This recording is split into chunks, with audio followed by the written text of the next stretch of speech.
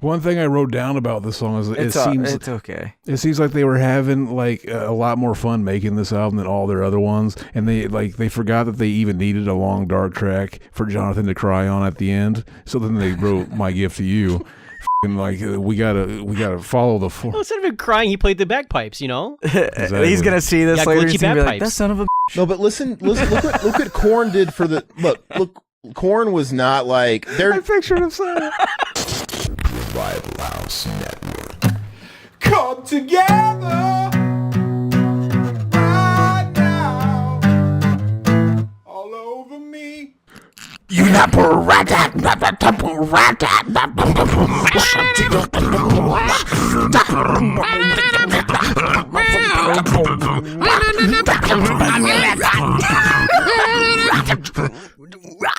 Twist. It's over now. Twist. Twist. Came. Twist. Came. Came. Came.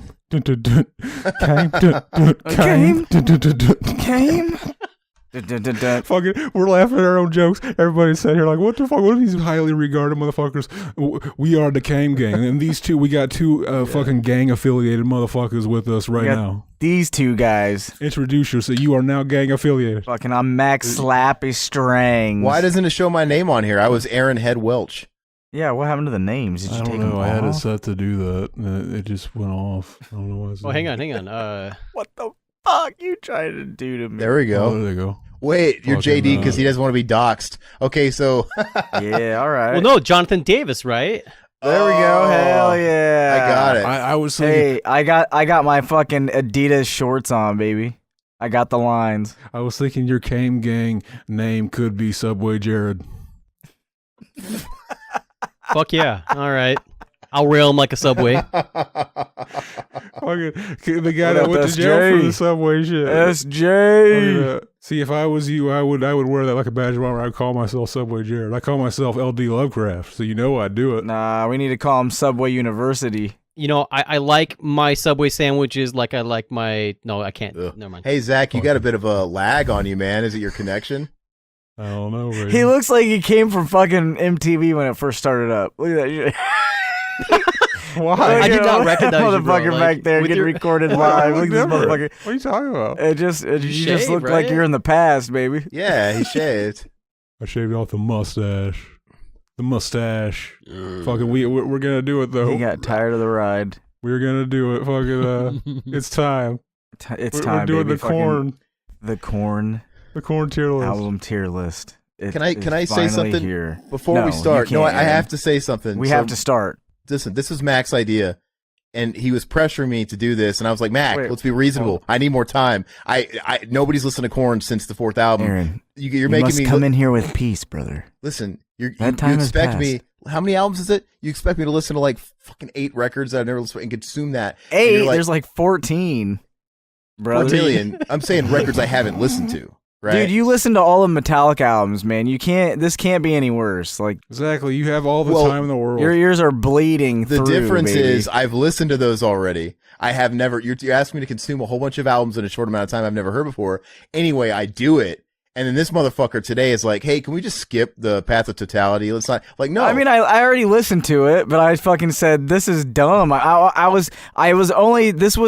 He's going about it wrong. He's going about it as if like I was trying to get rid of it because going it's at shit. my man all wrong. He has this wrong tone. I was trying to find crunch time for our boy here so that we can all fucking rank a song. You know what I mean? Like I was trying I'm prepared. I was trying to delete some time so that we had time, baby, for you, baby. Let's go. Not because I didn't want to listen to it. You're right. I didn't want to listen to it. Mac, are you ready? It has nothing Are to- you ready? Let's go. I think I am. Let's go. Are you ready?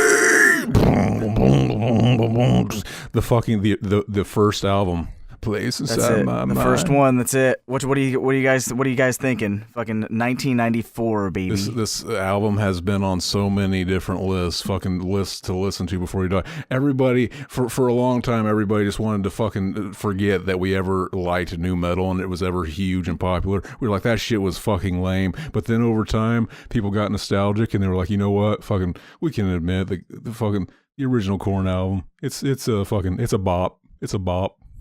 What do you guys think of this one? Yeah, it's really good. I mean, for the sake of keeping this organized and not people talking over each other, do you want to like everybody go in order of talking? Like, so like Mac should go, then Jared, because he's right there, and then me. Can we just kind of, because I don't want it to turn into a big shit fest. Let's do it. So Mac, why don't you start? I'm not going to take, this isn't my show, but go ahead. So, you know, it didn't start with this one for me, baby. It started a little bit further down, baby. So, but when I came to this one, I was like, this fucking shit slaps, baby. Like, fucking all the cussing, all the new curse words I learned. Yeah, you're just a faggot. Dude. Yeah, faggot, fucking Limp Bizkit, and like new metal faggots. Like that was the thing or something. We never had to learn that word. Everybody was calling each other. Yeah, we already knew that one. That was like fucking. You heard that as soon as you walked out of the house. Like it was fucking. Yeah, some of us, I guess. But anyway, baby, fucking. But like I remember faintly, like, because I went over it again a couple times, and honestly, like. It's really good, but like, yeah, like you can. It's not at the same time, but at the same time, it's really good. Does that make sense to you guys? Fucking no. I mean, you sound like a fence riding fucker. You sound like you're trying to get our take, and then you're gonna mold yours to match ours. No, so when I was younger, I feel like I liked some of the like later on songs, like down in the fucking list, and now it's like I don't really care for some of those songs anymore. They're kind of fucking garbage. Well. We'll get into it when we go song by song. So then. Yeah, what do you?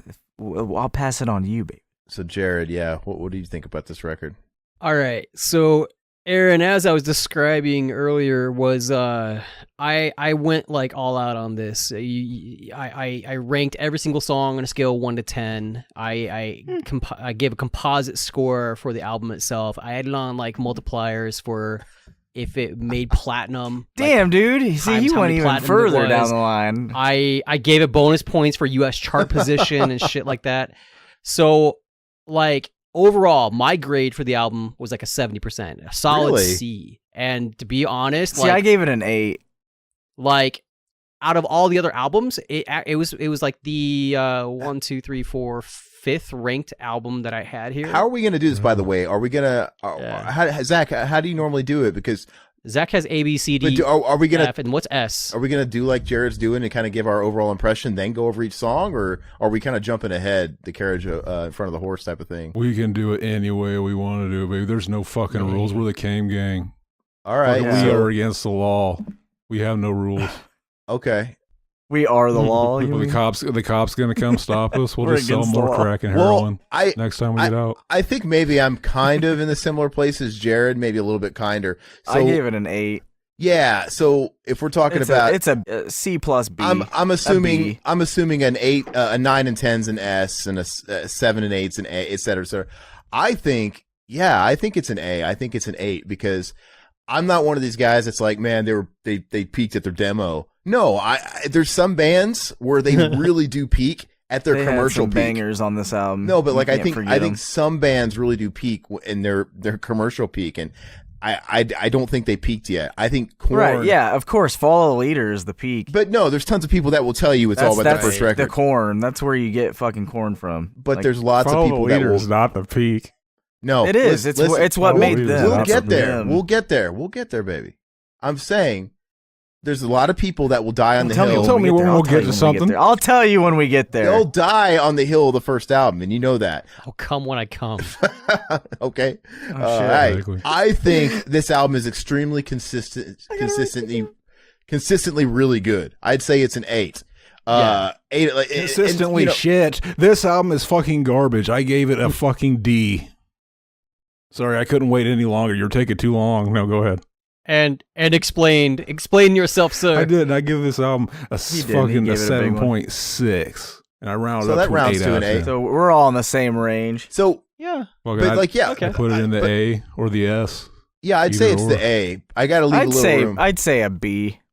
Well, B plus. Can we change our mind afterwards? Can we put it in a B, and then once we see the other line up? Okay. But I have to say, though, Jared's given all these extra bonus points for all this other criteria. I would say it gets points for just the influence. Right? It was the big bang of this genre, and it's just... Yeah, it was groundbreaker. It's really... it's a dry, raw recording that works for this record. It's just very... It's culturally... You want to talk about highlights? Yeah, let's talk about how... Go ahead, Zach. Sorry. Yeah, Fucking, Zach highlights. I get blind. The opening track, fucking, that's the one that Oh, it's started. fucking We all 10. remember. We all remember the 10. fucking Fucking give it to him, Zach. He gives him the Creed. It's like he's trying to yell, but he's trying to keep his mouth shut at the same time. That's basically how you sing like that. This song in particular, Dude, though. this is my favorite song from them. This song, Oh, fucking Is it really? tops every song. Yeah, dude, I fucking love this song. but this song is one of those tracks, Yeah. and it reminds me of funny enough, like a song like Roots, Bloody Roots, Sepultura, which is just kind of a rip, because everybody copied Blind after this. It created the new metal riff, the bouncing on the second and third fret. Roots is like that too. It's just on that first fret.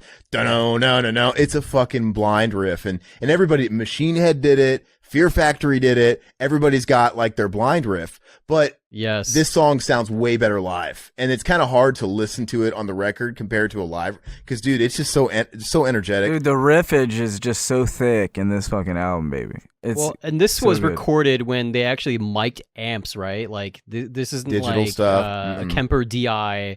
You couldn't really capture how much the air moves like you do when you see it live, man. Like it just. It's it also pushes funny, you. I've noticed too, going from like their first album all the way to the end, that you hear the trigger, like the drum, the triggers.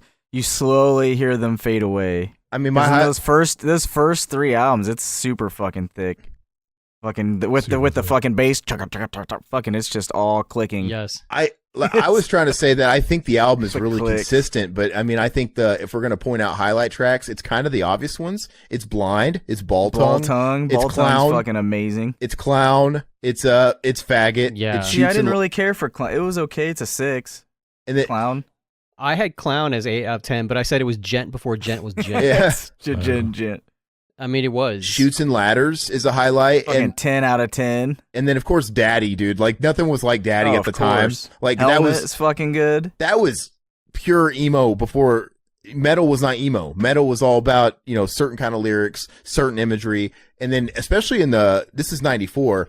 What is popular in 94? Tough guy, machismo, Pantera metal. Tough guy, I'll kick your ass metal. Yeah. And so you have Jonathan Davis, who's got HIV tattooed on his arm and talking about his daddy not believing his molestation and crying on the track, which is supposedly real. It's just like, what is this vulnerable stuff? It's just, Dude, I'll tell you what, though. That song Need To, fucking Primus riffage. That's all I could think of. Fucking, just Primus, dude. The whole fucking time. And the outros. Fucking go back and we should listen to it right now. I gotta say, fucking Blind. I give it the lowest score. I give it a 7 out of 10. Shut the fuck up. Shut the I think it's a front great door. intro. I think it's it's a it's song a that good started it song, but all. it's not the best song. It's a solid song. Fucking I think Ball Ball Tongue is my though. favorite song. I lied. Ball Tongue's my favorite song. One thing I love about Ball Tongue is how if you go on Spotify and listen to it, it tells you fake lyrics.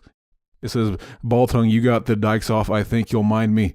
Ball Tongue, I'm gonna vagabond, we're justified. Dude, I tried so hard to follow that and I could not. What have you done for me? Those are just made up. He's mentioned it multiple times that he's just fucking saying nothing on the song, and they're on their Spotify it has fake lyrics. Why? And it does. If I remember right, it did it for Twist too. But really, are they fake? But- They're fake. There's no real lyrics to that. but that's another point though, is he was doing the metal scat. Nobody was scatting in metal. This scat metal. And it's just, Did he just beatbox? He was basically just speaking do in the Busta tongues. Rhymes? Really, Yeah. he basically the fucking metal gods were speaking through him. I didn't number my songs. I know Jared numbered them, so he should. I gave Saget a 10 out of 10. JK. JK. JK. Bob Saget. Saget. Whoever numbered them should go over their numbers, right? I mean, so you gave Blind a 7, right? Is that what you said? I did. Okay, so yeah, It sorry. ain't shit. It's just Okay. Wait, it's what? a low like. That's crazy. That song ain't shit really. I don't think he was in his Fucking like. highlight. Fucking my favorite track on the album is Divine. That's a 10 out of 10. So Yes. much great riffage in this song. I hate that song. It's a 6. It was my anthem. You could tell how great this riff is by how many bands ripped it off. Like fucking Suicide Silence. Fucking song just ripped it off blatantly. I think me and Max band ripped it off blatantly. Fucking I'll Fuck You Till You Love Me, Saget.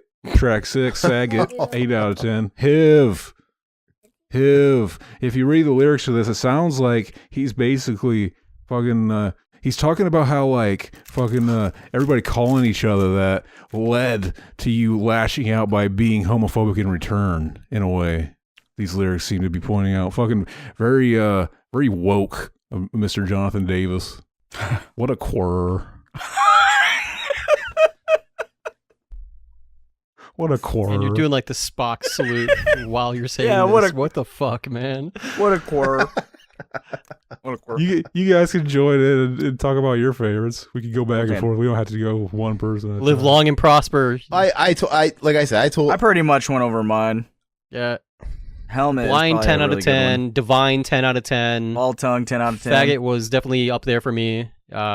Mostly because like I identified with that. I was super sensitive. I am still as an adult, but as a kid, I got called faggot as a kid, just because I was not manly, Mhm. right? Oh, So yeah. it resonated. it's very brave of you to come forward, Jared. I think it's what the jocks do to fucking make you feel bad because you're gonna grow up to do something creative and they're just gonna fucking work at a shoe store and be married to Peggy Bundy. Hell yeah. And they were secretly fucking each other in the locker room anyway. Right. They're all looking at each other's dicks getting hard, like, yeah, bro. Everyone in here is gay except for me. Okay. My least favorite track on this album, No one gets I it. give it a 3 out of 10. Goddamn it. I give Predictable. What's your guys' least favorite track on the album? Predictable. Predictable. Definitely. That's what I Gave it a said. 4. It's so predictable that that's exactly what we all gave it, probably. I'd probably just take it out of here. Yeah. I mean, I'll go with Yeah. that. You're fucking rid of that track. I think I had Fake as the lowest at 6 out of 10. Really? I gave 8 out of 10. Fake is 7. I think it's all solid, but I think, yeah, if you had to push me into saying that whole part of the album, like from Predictable to Helmet in the Bush before you get to Daddy, is a little weaker than the songs that all came before it overall, I guess. Yeah. But it's solid. I'm not going to shit on it. You know, it's good. All right, so So- moving on. No, Baby. No, hold on. The album. So we're keeping it at a B then. That averages out, right? So Zach and me basically said A's. I'd say You B. said a B, and Jared said a C. So To be fair, after giving it a 5-point boost for being a groundbreaking album, and it's a 2-time platinum album, it actually ended up with an 85 total. So I do think it's a okay, B. we'll just It cut. is a Yeah, B. we'll call it a high B then. It's a B plus then. We'll average out. There you Yeah. go. Number 2. 2 years later, baby. Fucking 2 years later. The lesser, Album. the lesser album, Life is Peachy. We right? get the Life is Peachy, baby. So they always You said are in press. fucking highly regarded. This is their peak. You don't think this one's a better album? This is a better album. This is at least a 9. I don't think it's a better album. What?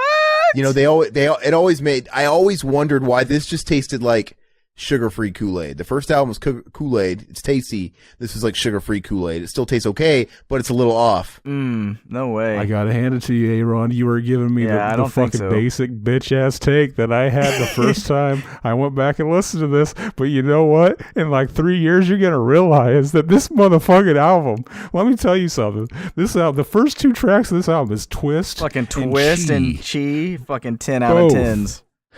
fucking 10 out of 10. But then you go into Both. some stupid songs. Not gonna lie. Which one of you No, guys you is don't. talking?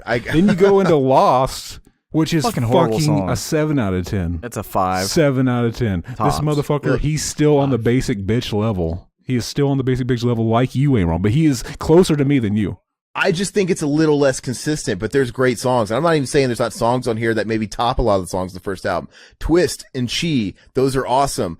Good God is awesome. Mr. Rogers is awesome, right? No Place to Hide is good. Swallow. Adidas Porno is Creep. good. Fucking amazing. You know, I'm not Porno saying I don't Creep, like the album. You can listen to Porno Creep and tell me that isn't fucking the sound you're literally hearing as you're flipping through in the fucking the ending stage on Metal Gear Solid 2 and when you're naked riding. Fucking that song sounds just like that fucking soundtrack. Metal Gear Solid 2.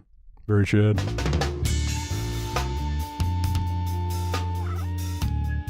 They always said in press that they all right, no one can fucking say a word without Mac interrupting. That's how it works.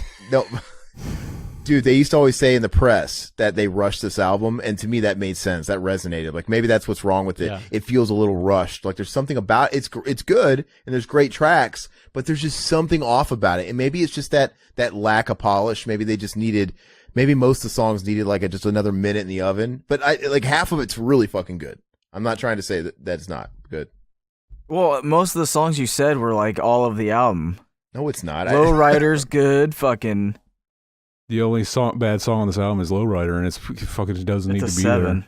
It's not even a fucking It's- cover. Yeah, Seven. Lowrider's like cool points. You get cool points. Swallow was my Twist was lowest. my intro into Korn though. Twist is fucking amazing. Twist was my first bite of yeah. Korn. What'd you think when you got your first bite of Korn, baby? I love Korn. Exactly. But yeah. This album has as great of an opener as Blind.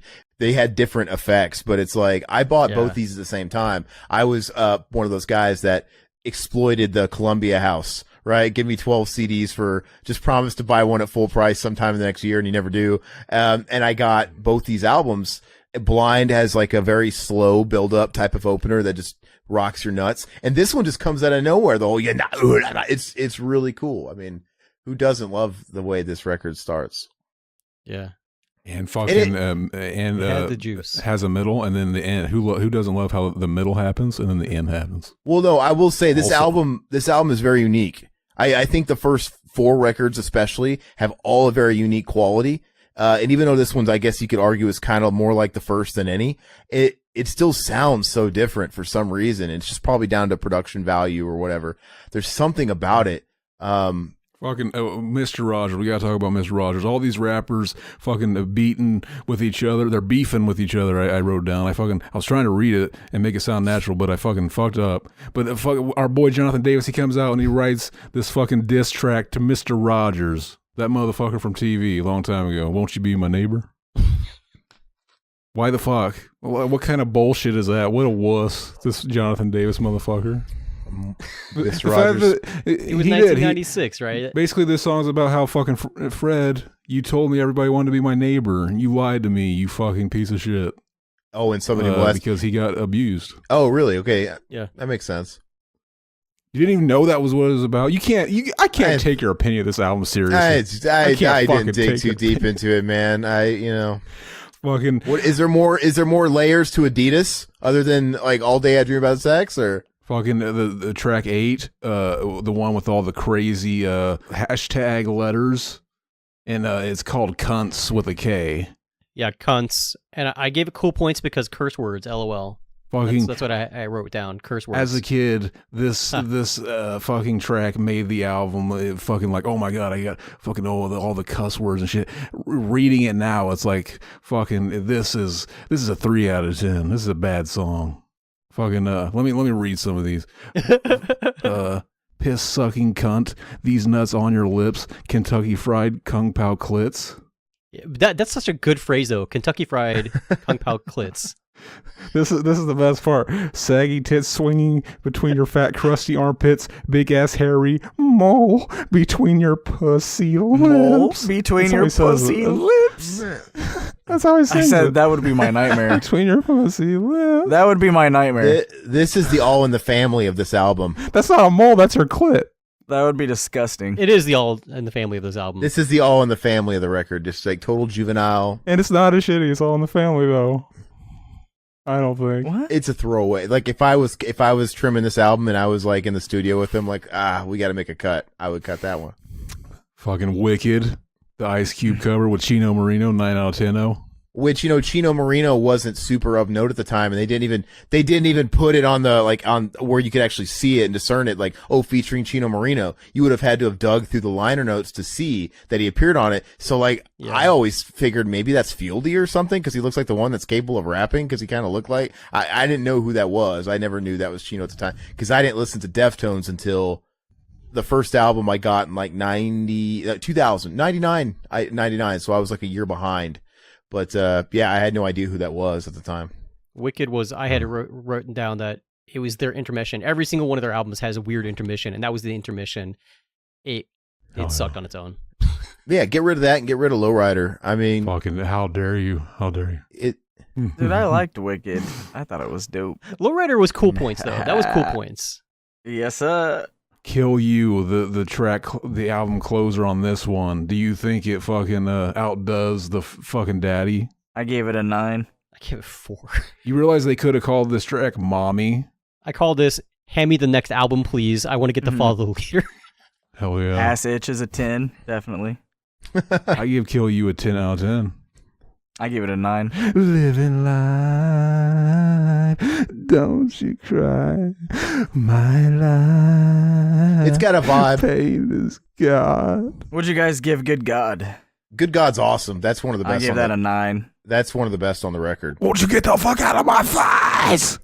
No. No. Won't you get the fuck out of my face? No. No. Oh, yeah. What was it? All right, yeah. This album is a 9. No. It definitely is. There's a bunch of 10s on I here. gave the original album an A. This was probably like a C+, to be honest with you. In my book, I think it's a C+. But I wouldn't be You're offended. also That's what I fucking had. wrong. This is such an S. I wouldn't be offended at all. This is our show, Zach. We got to remember this. But if you want to put it in a B, I wouldn't be offended. If it's going to average out to a B, that's fine. But it's not better than the first album. Zach, do what you do to me. Just put it where you think it needs to go. It's not groundbreaking like the first album. It's kind of retreading some of the same water, just not quite as good. Twist It is did pretty. chart higher. Yeah. It charted definitely is higher. good. It was 2-time platinum. It charted higher off the heels of the first record. I think I remember liking this album more as a child than the other one. Right, because Cunts was such a fun Of song course to we listen did. to when you were like 10 years old. I never like. Twist was just itself was a 10 out. Fucking just destroy that whole album. All right, fucking next up, baby. Are we done? We're gonna put that in the C, right, baby? What did Jared? Wait. Jared didn't talk about all his rankings. What did Jared give? Fucking. Oh shit, my bad. I thought he did. I interjected here and there, but my rankings were much more critical than yours. Like overall, this album got a 61% from me. Like I don't like this album. Dang. Twist and Adidas. That's No all. Place to Hide. 8. Really? You didn't like Chi? Chi was a 5 out of 10. I always skip past that one. Lost was a mess. Swallow She is a 10. was cool back then. Porno Creep with the whispers fucking freaked me out. I hated it. 5 out of 10. Good God, 5 out of 10. Mr. Wow. Rogers, 5 out of 10. And I was so pissed off about how much I thought I loved this album when I was like a kid, and I listened back to it like recently, and I'm like, wow, this shit sucks. Cunts. I'm like, there's no musicality to it. It's fucking cussing. Woohoo! We're cussing. Ah, fucking cunts. No Place to Hide. 8 out of 10. Okay, I did give that one 8 out of 10. The guitar progression was really awesome. Fieldy bass was sick. Probably one of my favorites from the album besides Adidas. Wicked, it's Chino, but everything else sucked. Lowrider, cool points. Acid was forgettable. Forget That's about a it. 10. Yeah, that's Kill a 10. Kill You. I want to give them negative points for Kill You because it's so fucking emotional boring. Acid is awesome because they wrote a song about having writer's block. Fucking when the main riff comes back, fucking just set me free. Down, just set me free. Down. Fucking, I bang my head against a wall so fucking hard. When I wake up, I'm covered in fucking blood, and I don't know what happened. By the time I got to Kill You, I was like, please, is it time for Follow the Leader It yet? sounds like this album pissed him off more than anything. It did. It pissed me off. That's why I give it a bad score. Fuck I'm like, this album. fuck this It's album. so rapey. I went That's what Follow you the Leader. It's such a dirty album. It's really dirty. So it got points because the album is better than the individual songs itself. It was 2-time platinum. It had chart bonus points. Overall score was 79. So it got a high 70s. So you only agree with me based on your like bonus criteria stuff. right. Okay. Because it was a popular fucking album. I hate the way it made me feel. It's really but dirty. It's a everybody else dirty loved album it. for sure. That's probably what Aaron's talking about. That fucking off feeling. It's because it's really the lyrics are dirty. It's just all works. You're saying he's talking about production. You're saying he's fucking offended by the lyrical content. He's talking about. I wasn't offended by the I think content. it's just I really just- dirty. I'm talking about A-Rod. It's got cold production. There's something about it. Like the mix is the vocals sit a little weird in the mix. To me, it's just something weird about it. I don't know what it is. To me, it just sounds like the first album, but with better songs. With better songs. Okay. With better songs, exactly. Yeah, that's Fucking all it is. the baby. bass take. Can we That's get to literally the bass take. Can we get to the start of the Korn peak? Can we get to that? Because we're almost already there. did. We just did. No, we didn't. We just did. The peak. All right, fucking follow Blew your the mind. leader. Come on, man. We know you want to talk about it. In 1998, baby. Look, Did guys. you guys rank the first 13 tracks of Silence? Path of Totality is a few albums away before we get to the peak. Okay, we have a while to go. Exactly. Fucking- Fucking this album does. It starts out with 13 tracks It's of silence. on! Who wants to talk about the first of the 13? Fucking that Can I- first I one would is like to. 5 I wanna seconds long. talk. Go ahead. Look, okay, sorry. I'm dying to talk about this record for a sec. Can I start? I really want to talk about it. Go for it, baby. This Go for album was always my favorite up until recently, and I'll get to that when we get to issues. But you know what? This album I think is a masterpiece, and the only reason why I've changed my mind on like its placement for me is just because, if I'm being honest, it does have a couple of filler tracks, but I never let those couple of weird filler tracks affect my love of the whole, because the whole as a I whole. do. But you know, I never did though, is what I'm saying. And time, place, circumstance. When this album came out, it was just the coolest thing, and it sounded so good. Sonically, this album sounds amazing, and it's just leaps and bounds over what Korn was doing on the first two records.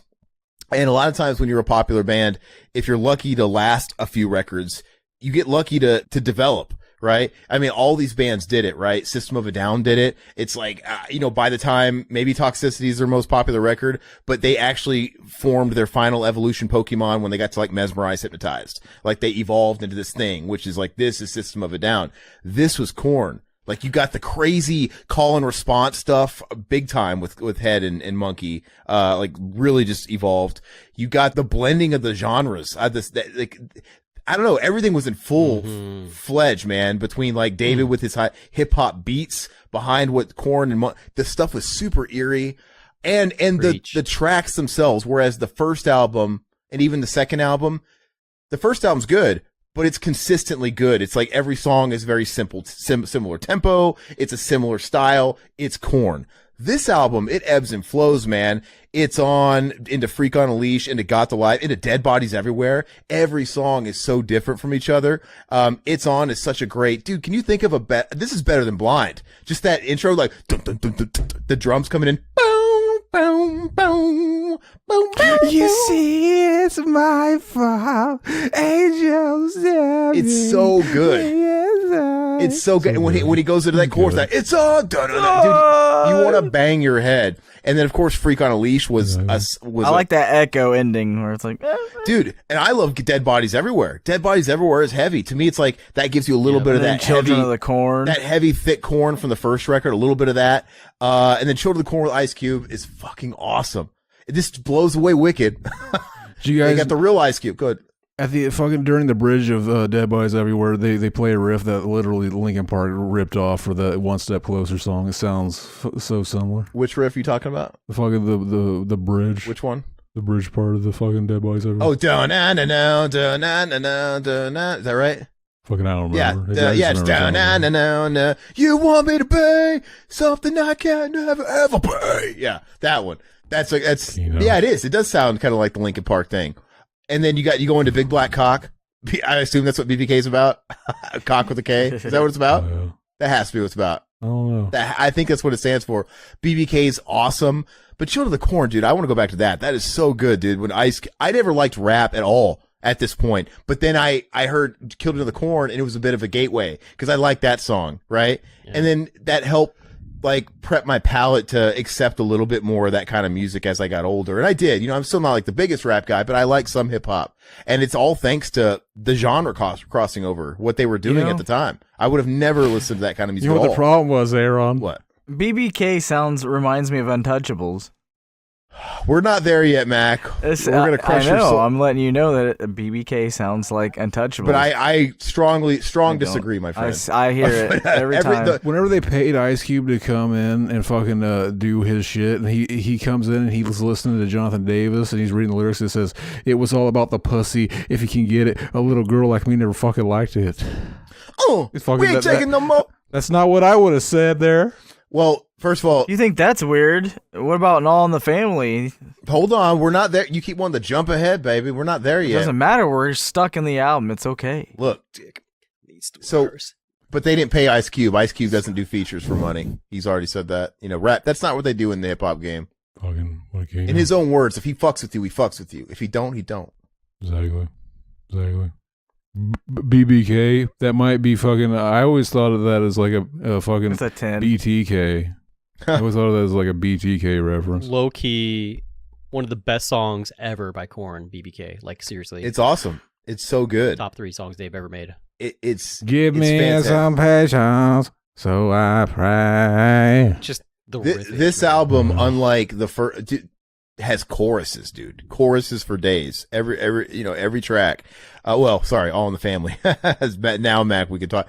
All in the Family is stupid. I don't know why I forgave that track. I just kind of what's that line? How does that? I love it.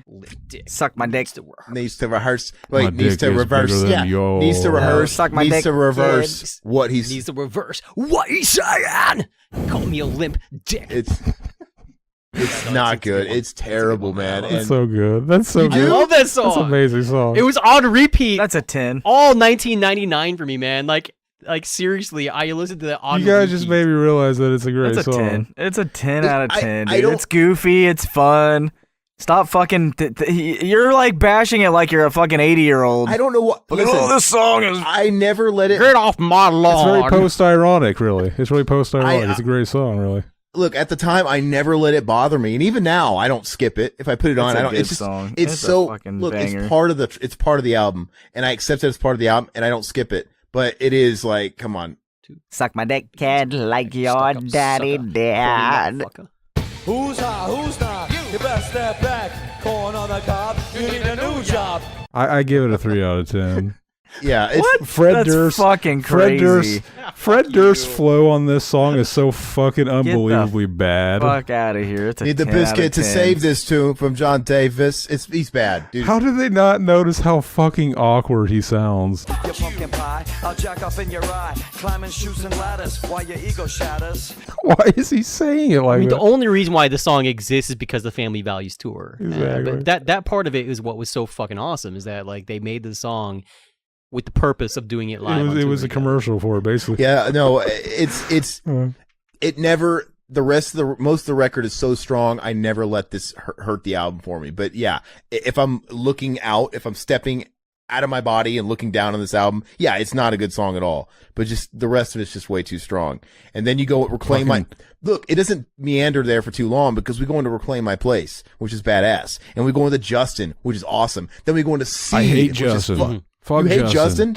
Take all these things.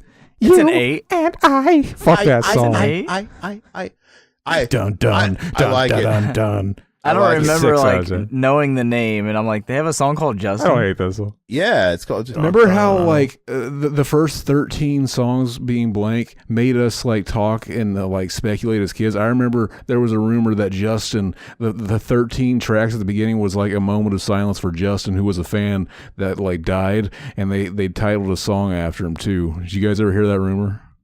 I heard No. the Justin, the song. I didn't know anything about the 13 tracks though. I remember hearing that. I just thought they were just trying to be witty and clever. Apparently the real fucking truth is that fucking Jonathan Davis is a weirdo, fucking superstitious guy, and he didn't like their 13 tracks. I just think it was really popular to do that in the CD format era. In the 90s, lots of bands were doing that. Typo Negative did that with October Rust, right? The first track is like skipping and fucking up, makes you think your album's fucked up, and then track 2 is just them confirming the joke.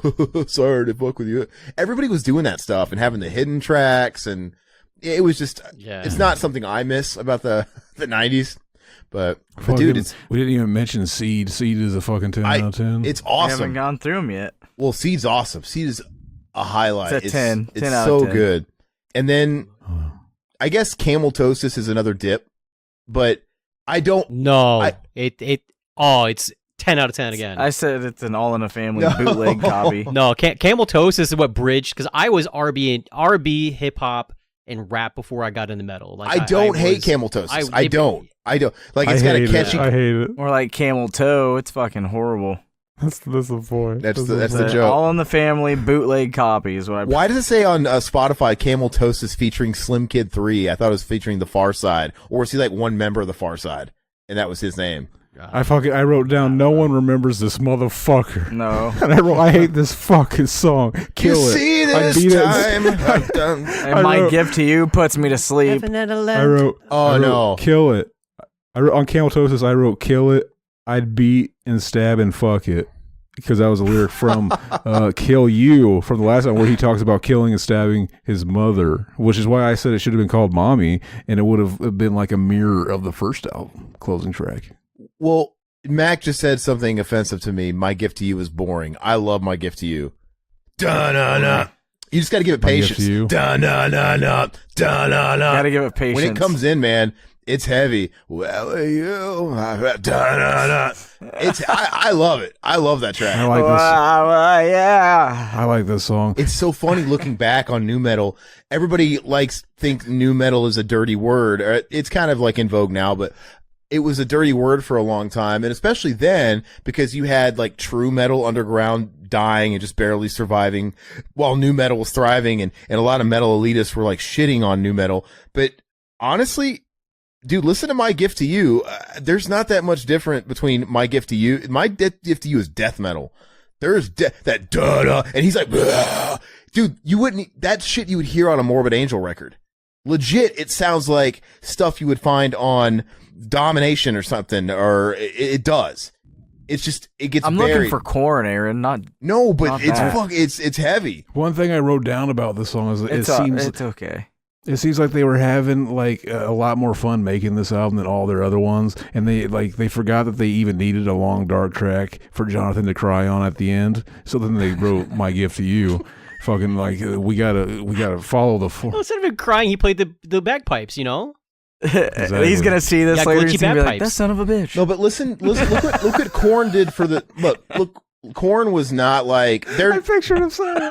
Korn should not be at fault for what they begat, and like kid is a moron. most of the bands that started really popular subgenres, like Pearl Jam Yeah. shouldn't be blamed for all like the candle boxes and shit that came after them. Korn should not be blamed for edema, and you know, I'm putting a pin in that Candlebox comment, by the way. Candlebox is fine. Maybe that wasn't the best. Putting a pin in that. Seven Mary 3, bitch, shit like that, right? Oh, whatever. God. Oh, you like that too. No, I don't like 7 Mary 3, but Candlebox. Anyway. Candlebox is fine. But yeah, Korn shouldn't be like responsible for that. Matchbox 20. But I'm telling you, when you listen to it, look what they brought to the Hell yeah. mainstream. When you listen to I must be lonely. When you listen to My Gift to You, he's straight up doing Morbid Angel death growls, and they've got down tuned to A death metal guitars. Down syndrome. Whatever you want to Yeah, call that's what it. it sounds like. I'm just saying, all this stuff was mixed in with your hip hop influence and your, singles and stuff. I think this album, every song on this album is a 10 out of 10, except for All in the Family, which I don't know. Zach's That's probably crazy. Zach's probably right. It's probably like, It's I a find good it song. I find it inoffensive, I guess, because it's just so ingrained in my head It's now. But it's goofy. probably like a 3. That's And- a 10 out of And I 10. wouldn't say Camel Toast is just a 10 out of 10, but I don't hate Listen Camel to the Toast. way he raps horrible. in that fucking song. I can't believe Fred Durst. Oh man, I can't believe nobody told him like how bad that sounded. But I'm telling you, everything else is a I loved 10 it. out of 10. And I never considered Earache My Eye because it was a hidden track as part of it, but it's here on Spotify. And I find, I don't know, I don't want to count Earache My Eye because it's just a silly, we're having fun track. I know it's kind of like Lowrider, but Lowrider was smack dab in 2, 3, 4 quarters into the album. And that's in the album. That's intruding on my album. This song, you had to work to get it. It's a bonus. I don't really want to count it. I mean, it's fine, but I don't take it seriously. So it's not going to drag down or affect the album for me. The thing I always remember about the hidden track is like the little fucking audio clip at the beginning. It's like it makes you. It's like they're trying to make you get in the same mindset as the first album with the weird audio track of the two people fighting. But it's just like some guy talking. About the fucking carburetor or Yeah, something. it, fucking, That was so it weird. starts out with the guy going, "Oh, fucking, I say I smokes every now and then," but they censor out cigarettes. And why'd they do that? You can tell he says cigarettes, but did they just want it to sound funnier? Like, oh, maybe he said crack there. Yeah. I don't know. That's what I always think of. But then it goes into the fucking Cheech and Chong song from Up in Smoke, fucking, and they get fucking Cheech to show up and do it. Yeah. Fucking, It's goofy shit. it's fun. I'd say it's more fun than Lowrider though, and all that stuff. To me. I forgot. I wrote out my favorite part of the hit track is where he goes at the end of the sound clip where he goes, "Oh, do you want to go taco?" Get it, guitar call. Yeah, there's something about this record, man. This record just sounds amazing. It stands alone. Because even like Issues, which we'll get to, sounded nothing like this record to me. And it was his own thing, which I love. And say what you guys want about Metallica, but that's what I love about those early Metallica records. They all sounded very different from each other. They all represented a different color, just like these albums do. They're all a different like mental audio color for me. Maybe Mental they're part of retardation. maybe they're part of the same rainbow, the same palette, but anyway. this album defined new metal in a whole new way. Like Limp Bizkit doesn't get that big without like Korn The push. highlighting Fred Durst like this. Yeah, and then And they got bigger than Korn. I don't think Slipknot gets as popular without this album. I don't think Deftones do White Dude, Pony. they without this were album. on TRL Like, fighting NSYNC and Backstreet Boys. It was you had NSYNC and Backstreet Right. Boys and Christina Oh, yeah. Aguilera going at it with Limp Bizkit and Korn. It was a weird time. Even though The motherfucking It was so great times. though. I miss these days. even though everybody argues that rock was in a real bad place because of the new metal, but no, actually, rock as a whole, it was strong as far as thriving as commercially. People can shit on it. People that were like true metal with a V, it doesn't matter. They kept metal alive when the grunge shit came in, and then it evolved. right. I don't think if you didn't have new metal keeping it commercially viable for a whole decade, I don't think we would have saw the resurgence in like retro metal. Like I don't think bands like Lamb of God would have been Right. popular in 04. Because after this all died down, then we had like the new wave of American heavy metal where we were starting to get new bands that were kind of influenced by the old stuff mixed with like a new core scene. Your what Shadows Falls, your Lamb of Gods, and all that. That stuff would have never had a chance if we didn't have the new metal era. I just don't think so. And then you had all these bands that were just on life support during the Korn days, like Testament and shit like that. Dude, these guys were not no, they weren't. They all had to get, they were all working day jobs. Yeah. But yeah. what happened in the Lamb of God days, in that 5 years since like they had a huge resurgence. All these bands came back and they started getting a career again. And I just don't think it would have been possible without your Limp Bizkits and shit like that, unfortunately, right? And Linkin Park too and stuff, right? And your Korn. And Korn and Slipknot. I mean, like I said, you can't. It all kept it alive. And Slipknot was And the bridge. Kitty. Slipknot was the bridge, right? Because Slipknot stood apart and they survived the new metal and they kind of carried on and kind of, they became their own thing and they became popular. And the next one, Kitty's terrible, dude. I don't know why do people. Why do people? There was this weird love of Kitty all of a sudden, like nostalgia love. There just wasn't anything like it when it came out. Yeah, there was. There was Korn and they had dicks. That's it. There weren't any boobs making music. But it was a gimmick. It was a gimmick. Like we're called Kitty, but we're ironic. We got spikes. We're not the. Why are you so mad at everyone? Why? Listen to this motherfucking. Listen, Because of dude, Kitty? Zach, what did you do to him? Kitty's not You good guys though. This flip motherfucker flop. likes the dumbest shit. He thinks the This shit you like is stupid motherfucker now. down here is so mad Kitty, about no, bands the songs being are not bands. good. Kitty's not good. Even that one Bro, record. either is Metallica, and we tell you this every that, day. That one record. Do you that- hear yourself? Listen, that one record that they put out, that first one that everybody was Spit and whatever that one. Hey, angry old man, can we let's just look where we're gonna put follow leader? Are we gonna? Kitty just came out stack when it I up was here? all about the scene, and I'm like, this is a gimmick, and the songs just OTEP. are not good. I think you're confusing the word scene here. Scene is like something different, right? Scene's All right, Matthew like McConaughey, what do it? fucking scene. Well, I don't think so. This, Like Mac knows what scene is. Mac's a scene Yeah, like kid. You emo can look at shit. him and say that. yeah, okay, scene Yeah, kid, but don't- that was still a scene, right? That was the new metal scene. You're making a scene. I'm making a scene. You're With a magazine- obscene. You making a scene with a magazine. Kitty was just not good. I saw Kitty live. Zach up here rapping better than I'm Fred the only Durst. one that saw all these bands live, apparently, too. You guys say you never saw Limp All Bizkit right. and Korn Oh, back fuck in the it. day. Let's all I've seen get all fucking these bands. leader. We got a bunch of fucking albums to go over. Shut the fuck All right, so up. let's put this up in So- S. Yeah, this goes way up at the top. So are we saying? I think this isn't. I gave a shit ton of tens. I probably gave this the lowest score of all of us. Really? I think It there was only, there 5-time was a 7 platinum. that It was- had it charted #1. Like it was absolutely the Yeah, it best was album, Korn. like subjectively and objectively. And Got the Life has that disco beat, dude. It's just like, what genre bending shit that album had on it. It really is. I Got to Life grew on me. That was the when- radio song. like, That was the radio song. When Got to Life came out, I didn't fucking get it or like it at all, but like I like it now way more than I ever did as a kid. And the music video is awesome. And they were, dude, I'm sorry. Their music videos were so great. Oh, they the were. Freak on a The- Leash video is so good. With Well, the Todd also you get McFarlane. the children too. Yeah, the Todd The McFarlane fucking- integration in the art and the bullet Yeah. and everything else. Everything about it was so Fucking great. awesome. How it just fucking like we went from real world to the fucking comic. That was dope as Yeah, fuck. it's Freak on a Leash is like probably aged. It's for good. me, I fucking I banged it again. I give it a 7 out of 10, but it's like it's the fucking song everybody knows. Nah, dude, that's a 10. I give it a 7. It's on 10, Freak 10, Got the Life 10. I give Follow the Leader a 6.7 out of 10. That's So fucking crazy. No. I rounded It is a rounded up to 9. It 7. is a. This is. Are you this is, serious? I am serious. There's some shit on here. There's fucking Wow. So I Pretty is the only bad song, really. in good Or Camel Toe too. in good Camel Toe. In good conscience, I can't give it a 10 out of 10 because I said there's a couple of tracks that aren't quite It's a pristine. 9. It's a 9.5. It's an S. It's give- so good. My gift to you is an 8 out of 10, just because it's like fucking. It's not that I don't love it. Well, I don't love it, but That's fucking, weird because I could have sworn you were like obsessed with this album. I think of it as like fucking. This is kind of a step down in the album closer, fucking department. Fucking. My I gift love to it, you. dude. He doesn't even cry. Right, at the it's end. a step down because it's more radio. It's Korn. It's radio Korn. It's not their grungy, dirty Korn. He's like, talking about we the know outro. I thought you were talking about Gift to You. Oh, I thought he was saying as a fucking whole. Like, Oh. what were you saying? I think My Gift to You is awesome. I think it sounds like Morbid Angel, dude. I think it's heavy as fuck. All the Families Yeah, a it's 3 not out of good. 10. That's That dragged That's of a the 10 out of 10. and Justin. I give Justin a 6 out of 10. I never thought much for it. Who's Justin? Dude, it's ear candy. The whole album is ear candy. What the fuck? It's garbage, Aaron. It's garbage.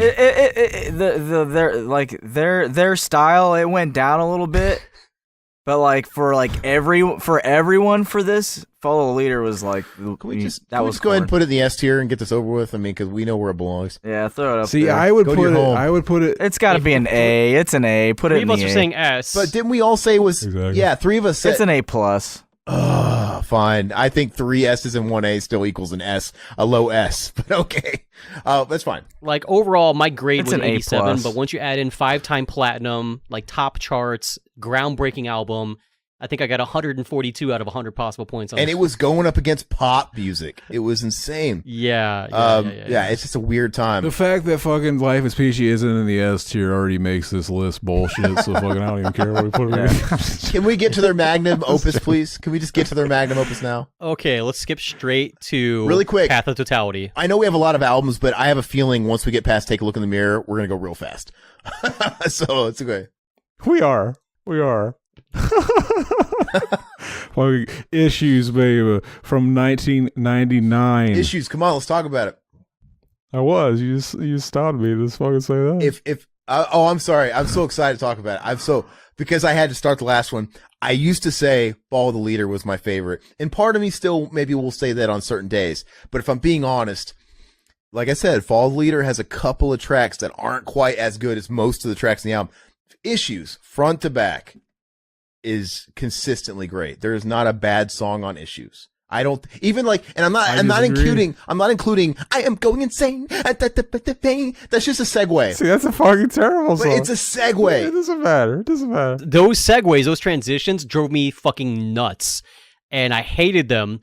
And I graded them with the same weight as Really? I would any other song. So it drove down. Our criteria is different. It's so short and inoffensive, and it leads right into Motherfucker. If I just want balls to the wall all the time. That's all I want. if I wasn't supposed to judge it as its own song, it shouldn't be its own fucking track, Jonathan. I'm sorry. Thank you. Thank you. Nah, dude, Dead is perfect intro. Fucking Dead is a 10 out of 10. So Dead, Fucking- Dead. I put high score for Dead. Picks up where it left off with the bagpipes. Good callback, man. Yeah. I thought like during this time it was so huge for them for this album to release because you had fucking that contest going on too where we'll choose someone for our album design cover. the album cover. Everyone went nuts. Cool Everyone marketing. When I'm listening to Korn, everything is art. Win the Korn cover contest, and your artwork will be the cover of Korn's 4th CD. You'll also win $10,000. Fucking. Which one did you have? I had the one of the little girl laying in bed, that weird like etched almost newsprint I got the drawing. top tier one, the one that's on there now, of course. Yeah, I mean, I have and it's funny, over time, everybody's forgotten about the other ones, because if you want to buy the reissued vinyl, it's just the doll now. They never, like, printed the other covers. I love it. It matches the songs, everything. It's fucking Issues. It fucking. When I first saw that cover, I'm like, at first I was like, what? But then but now it's just, it's perfect. It fucking works. it just embodied it. I actually did not like this album the first time I listened to it. The first time. No, the first spin. I actually asked my mom to pick it up on the way home from work because I was a kid. I didn't drive. She's like, and I gave her my money. I'd say, and she's like, okay. She went by Best Buy, picked it up, brought it home, and I was so excited because I was all about. And then I put it in, and the first listen or so didn't grab me, but that's the best album sometimes, man. Where like they have to like sink their hooks into you. But anyway, sorry. Dead's awesome. Awesome intro, and it goes into Falling Away From Me. When it goes into Falling Away From Me, fucking perfect. I mean, that's a better seg to I'm going insane. Yeah, but it's such a great opener, man, and it just makes Falling Away From Me even better than what it is on its own. But I want to say about Dead, fucking all I want in life is to be happy. I love that lyric. Fucking that whole fucking lyric is amazing with the bagpipes coming in. Fucking that boils it down so perfectly. Fucking if only we could all figure that out. By the time we're like fucking like 8 years old, we'd have our life set. Fucking, we usually don't though. We usually don't figure it out until we're like. I feel like I could listen to Dead for an hour on loop because it's so calming. There's such a calm to it, and it just, which is great because it, like I said, it lubes you up for when it, Falling Away From Me when that kicks in. But the bagpipes too, for some reason, they're so satisfying. All I want in life is to like, be yeah, happy. it's so fucked. Everything just melts your brain, and it's just like. I feel like I'm just relaxed in this fucking. And when I got this record and I heard Dead, that's what I popped in. I'm like, what the fuck is this? Yeah, this isn't Korn. Where the fuck is the slaps and the slugs? It was like, what? But I'm a guy that's all about the sum of the part, the whole. I'm really all about the whole. That's why, and just it's so depressing though. It's got individually great tracks, but dude, I mean, maybe Let's Get This Party Started by itself wouldn't be anything special, but dude, in the context of this record, it all flows so well, and it's just as a painting, as a whole piece, it's great. I hate Let's Get This Party Started. You're fucking Falling Away From Me cringe. again. You would Falling Away From Me, just like Freak on a Leash. It's kind of lost some of its luster. I gave it a 7 out of 10. That's so weird because all these songs that he's saying that to, like I remember going over to his house and he would play this song. People can change repeat. minds though. People can outgrow stuff. I mean, he's saying he feels that way now. It's crazy.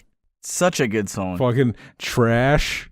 Yeah. The song Awesome. Trash. It is trash. It's Made it garbage. to Queen of the Dam later in its life, right? You think Trash is trash? I don't think What? Trash is bad. I think it's okay. That is so. I never liked Trash. The only thing I find memorable about this song is the fact that growing up, Mac thought he said, "Why do I have this doormat? All it does is fuck with me." I love that. I said, all I want to do is fuck it. Oh wow. All right, I don't think it's that fucking. It's good. All right, so we've determined that Aaron is not Jonathan Davis.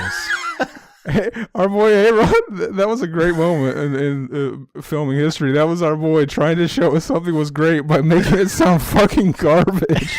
By making it sound terrible. That literally was autistic screeching. That's getting clipped, man. That's getting clipped. That's getting remixed for sure. You know what? You know what this album is really good at? And sorry, Trash is a great Being example. good? Trash is a Autistic screeching. Trash is a really great example of this. It's the dynamic, right? That melancholic kind of whispery verse, and then that pre-chorus. And what the fuck? And then it goes into that riff, and that riff is so powerful because of what preceded it. Dun dun dun dun dun dun dun dun dun dun. It's the You're getting all dynamics. gay with this. And You're getting all gay with this. The chorus soared, man. The sucks. chorus soared. Dude, I like the little riffs. The dun, dun, dun, dun, It's like great. the little picking. Dude, They're so fucking Trash is perfect. one of the best songs on the record. It's in my. The whole album. It's and if he doesn't put it in it, he's gonna put it in it for me because that's gonna be my fucking. That is this album is fucking. Just put it in the S rank right now. You fucker. Dude, I think Trash is in my top 3 at least, but go ahead. Nice. Fucking, I never liked it. Maybe I'm the basic bitch opinion here. Maybe one day I will realize the Kino. Speaking about a song I could listen to on loop for 24 hours for you.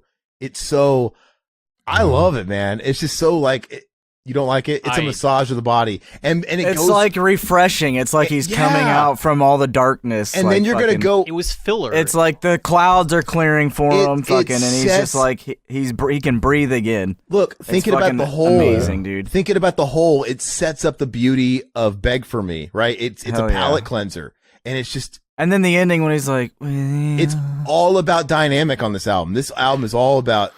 I like this as an interlude. I always did, but I give it like an 8 out of 10. Fucking, I don't know why. I was probably being overly fucking critical. I could give this a 9. But you know what? I wish it happened a little later and they just got rid of some of the other segment or little fucking interlude tracks. But exactly that, Zach. Like, I gave it like an 8 because it's filler. Like, it on its own, it's not like its own standalone track. Yeah, for a filler, But it's you guys okay. are judging albums differently than I do. It's all about the whole, man. It's all about how the whole collective. I award the points for the whole as a bonus, you know? Like, All about the whole is whenever you average all those fucking scores together. I feel like you could do Exactly. if you wanted to Fucking pick math. everything apart like that, you would even do that to track, Sgt. Pepper's, right? Where it's like a concept. Any album that's a concept. If you want to, like, The Wall, Pink Floyd's The Wall is one of the greatest albums of all time. But yeah, if you were just to say, you're not going to listen to Bring the Boys Back Home and put that on your playlist because it's an interlude track. I would. Bringing the Boys Back Home was a highlight for me. But as Fuck it, I don't maybe care it if it's is, interlude. but I have to listen to it as a whole piece. Yeah, give obviously, a fuck. Comfortably Numb, Hey You, Mother. These are like the high points where it's like really, but you Comfortably need the whole Come. thing. Stop diverting from what we're saying here, Aaron. We got to talk about Korn. Beg for Me, 10 out of 10. That's one of the best songs on the album. Beg for Me, great. Yeah, Beg that's for good. Me. I said it would have been 10 out of 10, but I hated the verses. Everything else was great. The verses suck. It got 8 out of 10. God damn, Messiah, get off of me. You're the ball in the bag for me. He's Amazing. singing about the crowd, begging for him. Does he say, I am the singer, get up with me? Come on, you're the crowd, give it back to me. You all beg for me. It's cringe. But I don't give a fuck. The song is awesome. It ain't cringe. I'm not going to genius. judge. Korn is not a band I judge lyrics on, so that does not affect my score at all. Right. For me. Yeah, it's great. And I'm sorry, it wouldn't be as nearly as potent if For You didn't come before it. When that riff finally kicks in. I know it's got its own little intro. Whatever. It's not the Taco? same. Taco? Yeah. Taco, flavor Taco, kids from my taco. band. Taco. Yeah, exactly. That intro was sick, though, for Beg for I Me. love the intro. Anyway. I wrote it down. Fucking later on the Paradigm Shift, they have a song called "Pray for Me," and I literally wrote down for that one. But we're not going to read the shit I wrote down for that one. I wrote down, "God damn, you pray what you pray for me. You the bog of what you pray for me." Pray for me. By Pray for by me. Guys. by that time, I was just writing like fucking the dumbest shit. Go ahead. The next song is the greatest Korn single that ever singled. Make Me Probably. Bad is the Yes. best Korn single. Fuck yes. The Sickness and Salvation remix just... It's good too. Yeah, that's To me, the only thing about this song that I really love is the guitar riff. But it makes everything else good too. It makes the drums have to be good because that riff is so like fucking who doesn't want to hear that in a fucking loop? Squant. Yeah. And it's got Udo Kier in the music video. Kino. The way the song was written, composed, the lyrics, that is their best put together song. I think this Ever. album has their best singles, period. Between Yeah. Somebody, Someone. It's just the singles are on fire on this record. But yeah, I don't want to jump ahead, but I love Make Me Bad. I think it's fantastic. Exactly. Fucking. 10 out of 10, for sure. Zach's like 3 out of 10. I actually give it an 8 out of 10, but I still. Okay. I don't know why I Fair. gave it an 8 out of 10. It might be. It's gonna go away. I got to go away. It's okay. It's what you felt, man. I never realized how many seg tracks this album does have. There's a lot of like. Yeah, I wrote, stop interrupting my vibe, motherfucker. No, I think it contributes to the vibe, but it is like one of those concept wall albums where you have. I listen to a lot of progressive rock guys, and I'm used to this. Progressive rock opuses have these little tracks all over the place, and I'm here for it because That's why nobody really likes progressive rock. Only nerds. People that listen to progressive rock, whether that's King Crimson or Genesis or like the modern stuff, those types of listeners listen to whole albums. And they know that. That's just the style. You have to like have a real. So I get it. This isn't really like a playlist. These aren't playlist bands. But go ahead. For It's Gonna Go Away, I put 2 out of 10. I put this shouldn't have been here at all. This has deluxe edition B-side Unearthed 20 years later written all over it. It does. It does. Bro, I'm right with you. In fact, that's what the lyrics actually are if you listen closely. Because nobody really listens to this song anyway. Your brain just shuts off. Because I just don't see why they're all like less than a minute. I don't see how they're so offensive. Like, if these were going on for a long time. But to me, they're that song's so short. It has fucking. If your song is that short, you're telling me that this song kicks fucking ass. It gets in and gets it done. It fucking makes you feel something. really quick. You know, if it was a concept, if it was a true concept, what they would do is what other bands do, and that is write transitions that actually flow between the songs and don't just completely disrupt the vibe. You go from Make Me Bad to It's Going to Go Away. Aaron sounds like he's getting heated. It changes tempo. Aaron sounds like he's getting heated. I don't think it disrupts anything. I think it all serves everything great. And part of that's probably nostalgia and just it's been beaten into my head the way it is. But it's all flows for me. Like I hum the next segue track before it started, and it's setting me up. It's setting me up for, Wake the fuck up! Yeah. Yeah, every time I hear this song, I think of the fucking stupid ass version I had from Kmart because I couldn't wait until I could fucking afford. Because fucking in our little town, we only had like a Kmart, so I had to get this day one. So fucking I got it, and it's like, oh, I could have waited like a couple more days. We could have went further out and got it from the better record store, but I had to hear it, and then I wait the what the. I thought he was just going, what the? That ruins the flow. I mean, that's not. Oh, dude, no. I would give it Wake Up 8 out of 10 at least. You get another segue. I get a 7, but yeah. What about right, what about Mac? Hey, do you find these seg tracks as offensive as they do? I don't find them offensive at all. I think I don't mind it. I don't mind. Am I going crazy? Because it's so short, and I like the little sound bites and the little the flourishes that are in there. It's cool, the little synth stuff.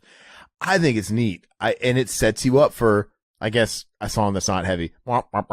Stop poisoning the well. Tell us how fucking shitty these are, Mac. Oh, he's on. No, his audio's off. To stop talking. Oh, well, just chime in. It's a 10 out of 10 for me. All of the songs, they're all 10s. Hell yeah. I've already said this. This is a fucking S tier ranked album. It's fucking all top tier. It's a 10 out of 10. Everything fucking meshes together. Every song bleeds into the next song. It's fucking perfect. You have to listen to it as a whole. Nobody's going to listen to. I don't skip anything in this motherfucker. I don't either. This motherfucker stays on and it'll stay on and it'll stay on and it'll just keep fucking repeating. I'm not going on. You think Am I Going Crazy is a fucking bop? I think it all is. Dude, it's about the whole. It fucking makes me feel like fucking. Nobody's going on this album. Nobody's going on Spotify to listen to Am I Going Crazy? That's not how you do it. It's about the whole experience, man. I put it on beginning and listen to it all the way through. This album deserves that every time. I agree 100%. It's a fucking S tier. Hey Daddy, 6 out of 10. Want, smack. That's the only memorable thing. I gave it a 5. The verses were trash. I hated this. This is basically now I know why. Now I know why you guys don't like fucking Untouchables. You guys just don't like this fucking album either. Well, Untouchables went full retard. This album is fucking amazing. I'm really shocked at these ratings from Zach. I really am. Anyway, I figured this was his favorite. I thought he said this was his favorite album too. They don't have anything nice to say about Hey Daddy. Why don't we get into Somebody Someone, which is awesome? And if anybody I wanted to mention that Hey Daddy reminds me of Justin. Take all these things, you and I. You and I, yeah. There's something about it. There's something about it I just don't like when he does that. The fucking Somebody Someone were all weird and the effects were strange, but they all just flowed. Like, I think it's great. They were shit. It's ebb and flow for sure, like you said with Follow the Leader. But it's like, I agree. It's 10 times fucking Mac, I think our cocks should touch right now. I agree with you. Everything. Let's talk about one of the best fucking Korn songs ever written. Somebody Someone. 10 out of 10. I love it, and I love once again dynamic, but I love that intro because it doesn't last very long and it blasts you in the face with a riff. Just a it's their most in your face. I couldn't read my own writing, but I was gonna intro this by saying a joke. Say somebody, some 1 out of 10. Am I right? But fucking, this is a 10 out of 10. I didn't think to do that. This is definitely top tier Kino Corno. The fucking slappage of the bass, dude, on this song is great. I just some of these riffs, I'm like, this just doesn't even sound like a riff. It just sounds like he's just fucking nothing. Like he's just. This album has some of my favorite lyrics from Jonathan Davis. In this song, he yells, "Can somebody help me? All I need is to be loved just for me." Kino. That is Kino shit. I have to highlight that part too, because once again, let me go back. That is some straight up Morbid Angel doom death metal riffs. Duh. And just the gutturals. And this was a single. I'm like, people are shitting on new metal, but this is all over MTV. This is on TRL. I'm like, this is like, kids don't realize it, but if they like this part of this song, they would like fucking like Morbid Angel or something. They go deeper. This literally might be the song that inspired Korn in their own. They totally inspired like metalcore breakdowns. Those kids grew up listening to Korn. Like fucking yes. No shit. Yes. Well, by the way, I'm crying, I'm dying, and then it goes, dun, dun, dun, dun, yeah, the slowdown. Oh, the halftime knee. Somebody, absolutely. It's so fucking. And you know what's funny? I keep making the reference, but Korn actually during definitely Emir. Of all of them, Mac, they're fucking diamond. They're all the same. Anyway. Listen, during fuck you, dude. You guys remember the MTV special before this came out? They revealed the winner of the artwork, and it was I think it was like an Indian guy or something. I forget, but he came out on stage. He was Latino. His name was like literally like Pedro something or something like that. Fucking, I don't know if it still exists. Yeah, fucking. I'm just going by memory, but like fucking. What was it? Fucking. They went through. Basically, they were interviewing the gang, the band. They were like, "What's everybody's favorite track?" The only guy who said "Somebody Someone" was the fucking drummer, baby, who ended up leaving after this album, didn't he? No, he was still on it for a little bit longer. He left after Take a Look in the Mirror, I'm pretty sure. Yeah. I think he was the only one. No, I think that was Head that left after Take a Look in the Mirror, and then David the next was on one after that. Yeah, David left. Was on like See You on the Other Side or something. I don't know. And then he left, but his back, he was literally playing with a fucking broken back for like ever. But hey, I have to say before I get off the top, wait, hold on. When they were touring for this album during their peak, they were actually covering live "God of Emptiness," which is a Morbid Angel song, and it sounded like a Korn song. And all these kids didn't realize, because they weren't given shout outs. They were doing like Parts to South of Heaven and doing God of Emptiness. And I'm like, these kids are just vibing to it because it's Korn. But like, my guys, you guys are listening to the underground right now. Anyway, I just want to point that out. It's really not that different in a lot of places. They just mix in more styles is all. But go ahead. Are you wanting us to do a tier list on fucking Morbid Angel? I would love it. I would love that. Because they're all over the place. But I love Morbid Angel. Go ahead. Fucking any other highlights or low? Fucking, like I said, fucking Let's Get This Party Started. I give that a 3 out of 10. I never liked that song. I always thought, like, take it off. Take it Dude, off. you didn't like No Way? We skipped No Way. 8 out of 10. No way. The bassline hook that's in that, like, fucking all of fucking it bass in that slaps. All of it. They had to be fucking, I don't know what they were smoking, but it was fucking, they were locked in. They were fucking all locked in. Right. I wrote down, love the sound of the bass and drums together, and fucking Head is just laying down the sultry sounds of the dead babies crying out, ringing all over behind them. Hell yeah. It actually, that's what me and Mac used to call those like chords like that, where you fucking call them dead babies. That song, they were sick. That song reminds me of Danny Elfman in like Nightmare Before Christmas. Right. It almost sounds like the ghouls and stuff singing that stuff. But he's upset. It's like a wham. It's a wham pedal. But can you not, Aaron? Can you hear it? I dig it. I love it. I can dig it. I can hear it. I can everything. I can whatever. Make love to it. It's great. I don't mind. Let's Get This Party Started. I think it has its place. It's different. It's a different song. Every track on this album is so different, but yet they work together. And every track can only be on this album. Every track on this is different, but sounds like Issues. The best song on the record is Dirty. Can we just get right there? Dirty is awesome. It's the great. It's the best ending to any Korn record. It is, and it's short. Unlike the Long Daddies and the My Gifts to You. It is short. It's like under 4 minutes. It's like 3 minutes. And dude, what a chorus. It's just, it gives me chills, actually. One of their best choruses. It's it really raises you up, and it just gives you that feeling, man. It's awesome. Jared's disagreeing with me right now. Funny? He's got this look on his face the whole time while I'm saying this brilliant stuff. It was like the prototypical new metal Ad 9 drop power chord chorus, and it like do do do do do do, and the sustained chorus do do do do do do do do. Like it was so musically boring. You are. Oh my god! I feel like you might like it better, like if you were cruising in your car. Or this something. is okay. I'm going to say it. Not even just this album. This is my favorite Korn song of all time. It is the top. This one is Absolutely.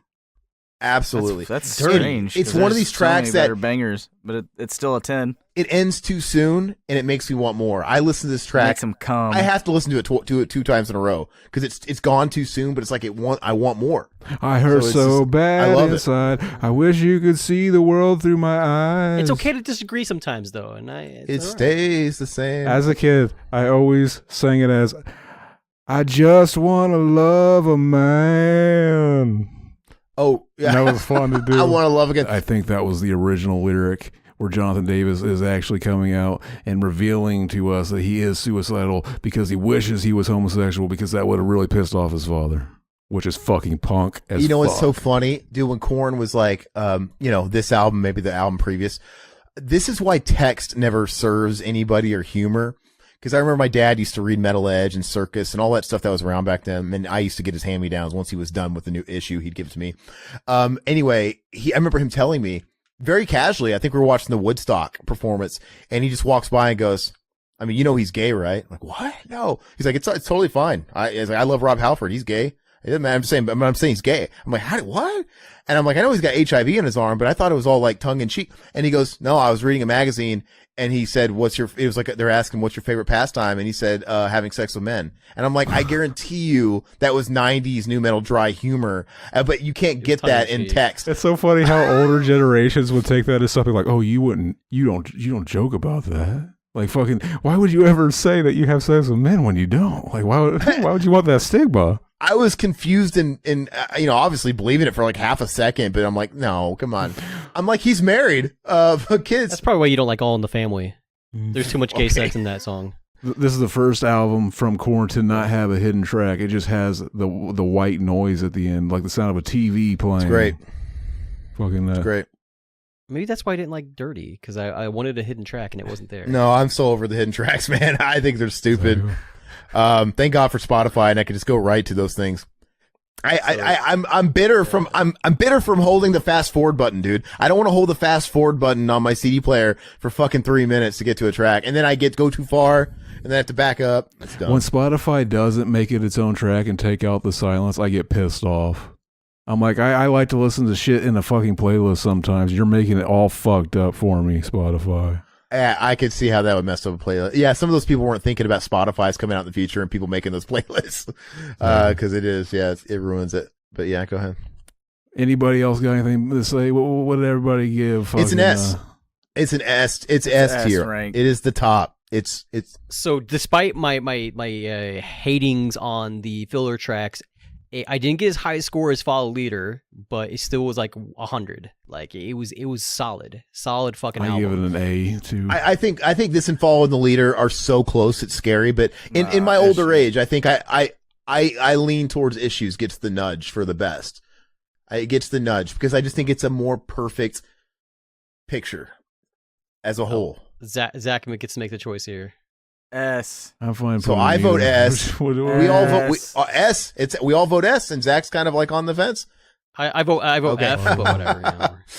And you know what? I'm new here. It's okay.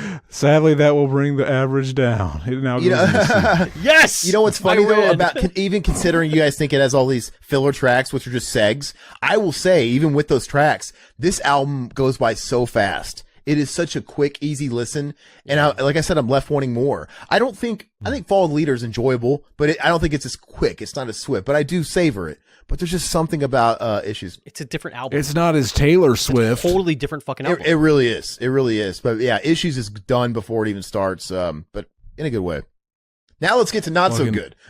Let's touch ourselves. Let's Let's untouch ourselves. Fucking let's go to the 2002 fucking platinum. Next month hits platinum. Fucking Untouchables album. These motherfuckers don't know what they're listening to. This is some shit. This is some B shit. This one's is gonna some lose points from B Jared. shit from This is Issues. this is the start of their decline. This is the start of their commercial decline. No, it's not. No, it's not. Yes, it It's was. not It at all. is. It is. Dude, this It all of clearly this is. fucking amazing. Like, there's like over 10 songs on here that are fucking solid 10s. I'm not not shitting on him, and nobody can last at the same level forever. But this was the start of the decline. It really was. Go ahead. I want to fucking. I always thought this album title is making me think of off-brand Lunchables right now. Is what I wrote down right here. And remember, like your Uncrustables. your friends at school would bring like the generic Lunchables. Remember that shit? And Yeah. You would, Like Kroger brand, yeah. yeah. And this is the Untouchables. That's what it makes. And it shows kids on the front. That's what it always made me think of. Which is Todd McFarlane again. They were kind of bringing back that collab, you know, because Todd. I didn't know he did that. Yeah, Todd McFarlane did the art for, of course, Follow the Leader, which is kind of weird. They kind of went back to that again, but I don't have a problem with the cover. I liked that they did that. Like I thought that was their thing. That's them. I don't mind the cover. I'm not shitting on that. But let's get into the. So from here on, it's probably my favorite animated cover besides that Follow the Leader one. Yeah, out of all the other ones. Yeah, it's cool. From here on, from this album forward, I have better notes because so I listened to Untouchables a couple times. I had to refamiliarize myself with it, but from here, I pretty much gave the songs on every album that I was trying to be fair. I listed the songs that I didn't rank them, but I said these are the songs I think are standouts, and then I gave like honorable mentions. These ones are okay. Anything not mentioned is just I can forget about it. With Untouchables, there's 3 good songs. Here to Stay, which by the way, when that first came out as the lead single, I thought that like was an Issue song. Look, no, when Here to Stay first came out, I thought it was stock. I'm like, this sounds like stock Korn. It didn't do anything for me. I'm like, now they're just kind of becoming Korn by numbers. Didn't do anything for me. That changed when I saw them live the first time. This song fucking rocks live. And they open with it live all the time. And I've seen them 3 or 4 times. Dude, it's a highlight. And so this converted me. I love Here to Stay. Thoughtless, one of the singles as well. What I think of Here to Stay? What? Here to Go? Fucking bootleg ass White Zombie vibes. 7 out of 10. White Zombie never tuned to A. I love Thoughtless is a good single. And then I love Embrace. So we only have one song that's not a single that I like. Those are the 3 quote unquote good songs. As far as okay songs, Hating, Bottled Up Inside, Wake Up Hate. The rest of them, they're fine. Forget about it. You know, so it's a very average album to me. It's just kind of Oh, yeah. You know what's funny is they spent $3 million on this fucking album too. I've heard all those stories. Yeah, they squandered so much money renting. The guy wanted him like the fucking. He's like, usually it's like within 2 weeks I'm done with my vocals. They rented houses in Phoenix and just like because they were supposed to, and they just squandered all the money. They're just on hookers and blow. I guess he would make him leave the studio if he wasn't doing it the way he wanted him to. Fuck yes. Because it's funny because they re-released this album too again in November, and that's why I was like, when did I thought I bought this like around Christmas, and I would listen to it nonstop around Christmas, so it always reminds me of like Snow too. I don't know. Well, I always think about the marketing for this album and and I've told Zach this, Jonathan Davis being in the press saying, I want to really convince people that this album convinces people that I can sing. I don't understand like what, like Make Believe is good. I gave that a 10. Blame is an 8. It's like an effect. It's just, you're thinking of it more of a like fucking what. But then it's like, okay, then what the fuck was that? You're not the rat. Like you're he's thinking trying of it, to be. What Look, the fuck is this? He's trying to croon. Been doing it through the whole thing. He's trying to croon and pour his heart out in songs like Alone I Break. But he's not. That's a fucking amazing song. I don't know what it is. It's a fucking 10. I don't it's a solid care for 10 that out of song. 10. You don't care for that song, but it's fucking look it up. I guarantee it. It's fucking a 10 out. I love the vibe of that song. Ranked off the chart song. Guaranteed. Jack off the chart. Go ahead. Do you guarantee that song you like is liked by other people? No, I'm Everybody talking feels that about way, what Mac. the fucking charts say for Welcome that to that song. fucking club. The charts. It's missing. Look, it wasn't a single, baby. Alone I Break was a single. I'm pretty sure, wasn't it? I think it was. Yeah. Nobody remembered this fucking band when this album was out. It was a song. I don't feel like Alone I Break would be cool, but it's missing what made something like Is She So Great. Where's the dynamic? It's got no heavy part. It pretty much stays in that weird, does that not make me a man? It's like, okay, I get it. You're sad. It doesn't go anywhere. It stays in that lane the whole song, and it just doesn't have anything special. So a sad song always has to like not be sad the whole time. That makes no sense. It doesn't work for Korn. No, I didn't say that. But I'm saying Daddy's sad, but it's heavy and it's got dynamic. I think that's probably why I like this album so much because it's just sad. but that's how Issues is too. You're a sad boy, dude. I know it's The gonna issue- resonate with you. I mean, you're all about that stuff. I get it. It's missing something for me. I don't know what it is. I want to bring up my favorite fucking lyric from this album and my favorite lyric from our boy Jonathan Davis in fucking Make Believe, where he says, I'm thanking all the fucked people. Fucking, I remember I sang that one time and Aaron said, you know what's so funny is I remember back when that album was coming out, Jonathan Davis was doing an interview and he said, you know what? I want this album to be the one that convinces everybody I can really sing. And my reaction to him telling me that after I just got done singing that line was so fucking funny. And I just, That was amazing. to this day, this is Jonathan Davis. He says this is his favorite album. He loves this album. And I get it. Like, it's a personal thing for him. It's got a great production. I get it. It's a little too, it's like Issues, but they tilted it up a couple notches. It sounds great, but it's almost a little too much for Korn. I just don't think the songs are there. You know, maybe it's personal to him and he digs it. Some people really love this record. Maybe it's just him. But I don't think they're there. Yeah, I think they're there. So does Jonathan. But This is the bridge where either people got off or they were done, right? And to me, they really ended their reign at Issues.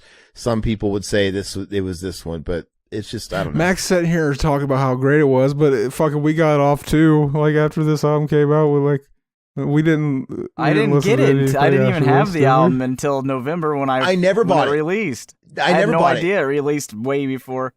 I had the bootleg release from fucking Dude, iMesh. to think, in 2000 and 2001, I was repping Issues so hard. And just a couple years later, I've never seen the mass exodus of a genre so far. Because it happened overnight. And by the time Untouchables came out, I listened to the new track and I'm like, I didn't buy it. I didn't care about it. I was just over it. And it was so crazy. And Limp Bizkit was the same. Limp Bizkit was peaking with Rollin' in 2001. 2003, Results May Vary came out and they were done. Just nobody gave a fuck. It happened so fast. In fact, when I saw them, they were on the Summer Sanitarium, that Metallic with Linkin Park, Meteora.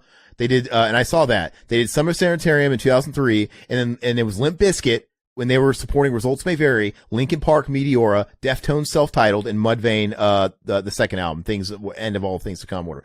That's how fast everybody abandoned ship, because when Metallica signed on Limp Bizkit to be that tour, they're just going off of, oh, your last album was huge. Yeah, you deserve this spot. But by the time the tour started, nobody was fucking having it. And it felt so weird to see Meteora, Linkin Park playing below Limp Bizkit, because they were peaking and everybody was all about Linkin Park. And I was never a Linkin Park fan, but they fucking destroyed live. And then Limp Bizkit comes on. Right. And they play a shorter set than everybody. Linkin Park played fucking 18 tracks. They played a full set. Limp Bizkit comes on, they play 8 songs. They play 8 songs and they have no stage presence. They're all kind of group clustered together, except Fred Durst thought he was Elvis Presley for a second. He does this like going in the audience move and no one gives a fuck. I'm like, this is crazy. 2 years ago, people were losing their shit over this and nobody could be bothered. And then on that tour, not really my stop, but the next stop in Chicago, they got pelted off the stage. They literally pelted Fred Durst off the stage. They were throwing everything. Limp Bizkit? Yeah, the next stop in Chicago, they were throwing everything under the sun at him, and 2 songs into it, he said, "Fuck you guys," and they left. And nobody gave a shit. I'm just saying, I've never seen. This is probably what happened with hair metal when grunge came, like overnight, right? But we didn't really live during that, so we got to live during this weird era where we got to see a fad just overnight die. What happened was, like, bands like Korn, Limp Bizkit, they didn't really incorporate the electronic stuff very well, like, at this point. That's why like Linkin Park and fucking the band that everybody hates now, Lost Prophets and all that were starting to come out around this time, and we're just absolutely wonder why they hate Lost Prophets, Jared. Why do they hate Lost Prophets? Because the lead singer was child trafficking. Yeah, and having sex with babies. Okay, continue. Yeah, he's a terrible. That's disgusting. But anyway, back to like less disgusting people who just do a lot of drugs and talk about fucking babies. Korn, I think this album, like it tried to start introducing those elements. It tried to be like Static X. You hear a lot of those like Static X-ish elements trying to get incorporated in here, and it just didn't work, man. He's a loser. loser. I heard that. Yeah. So I felt like this album would have been better served if his fucking half brother would have sang it. From Edema. Marky Chavez. Yeah, dude. Immortal. Yeah. I think this was. It just didn't fit JD's voice, man. Yeah.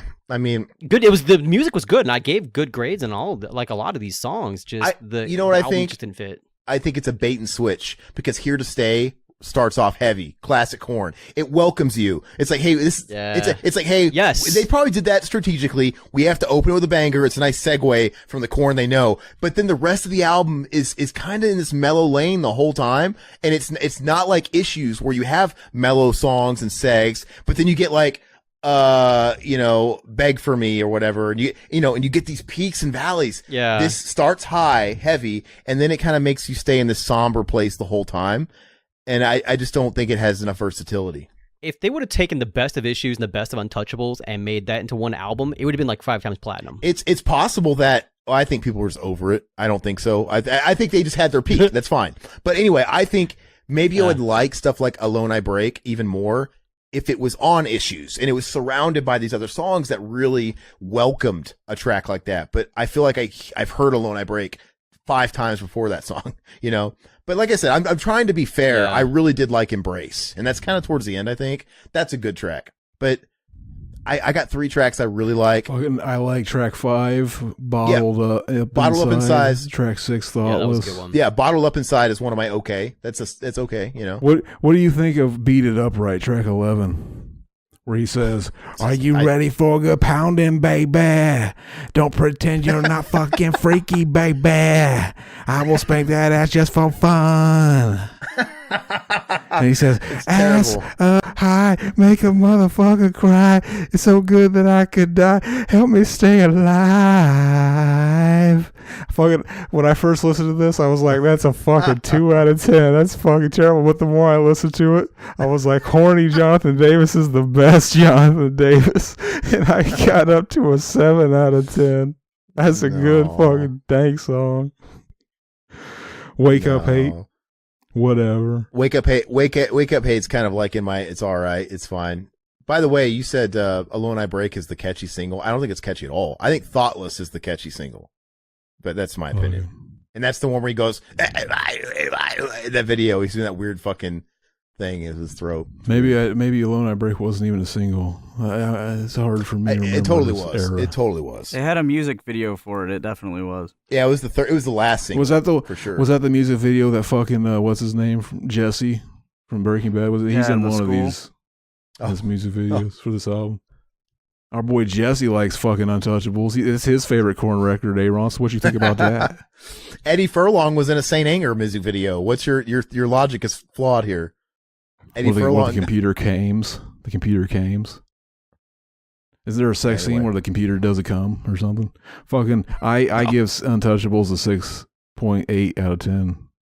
I would put it in the C or a B. Yeah, I exactly. I would probably give it a flat C. I'm literally going to give it a 5 out of 10. It's not good. It's not bad.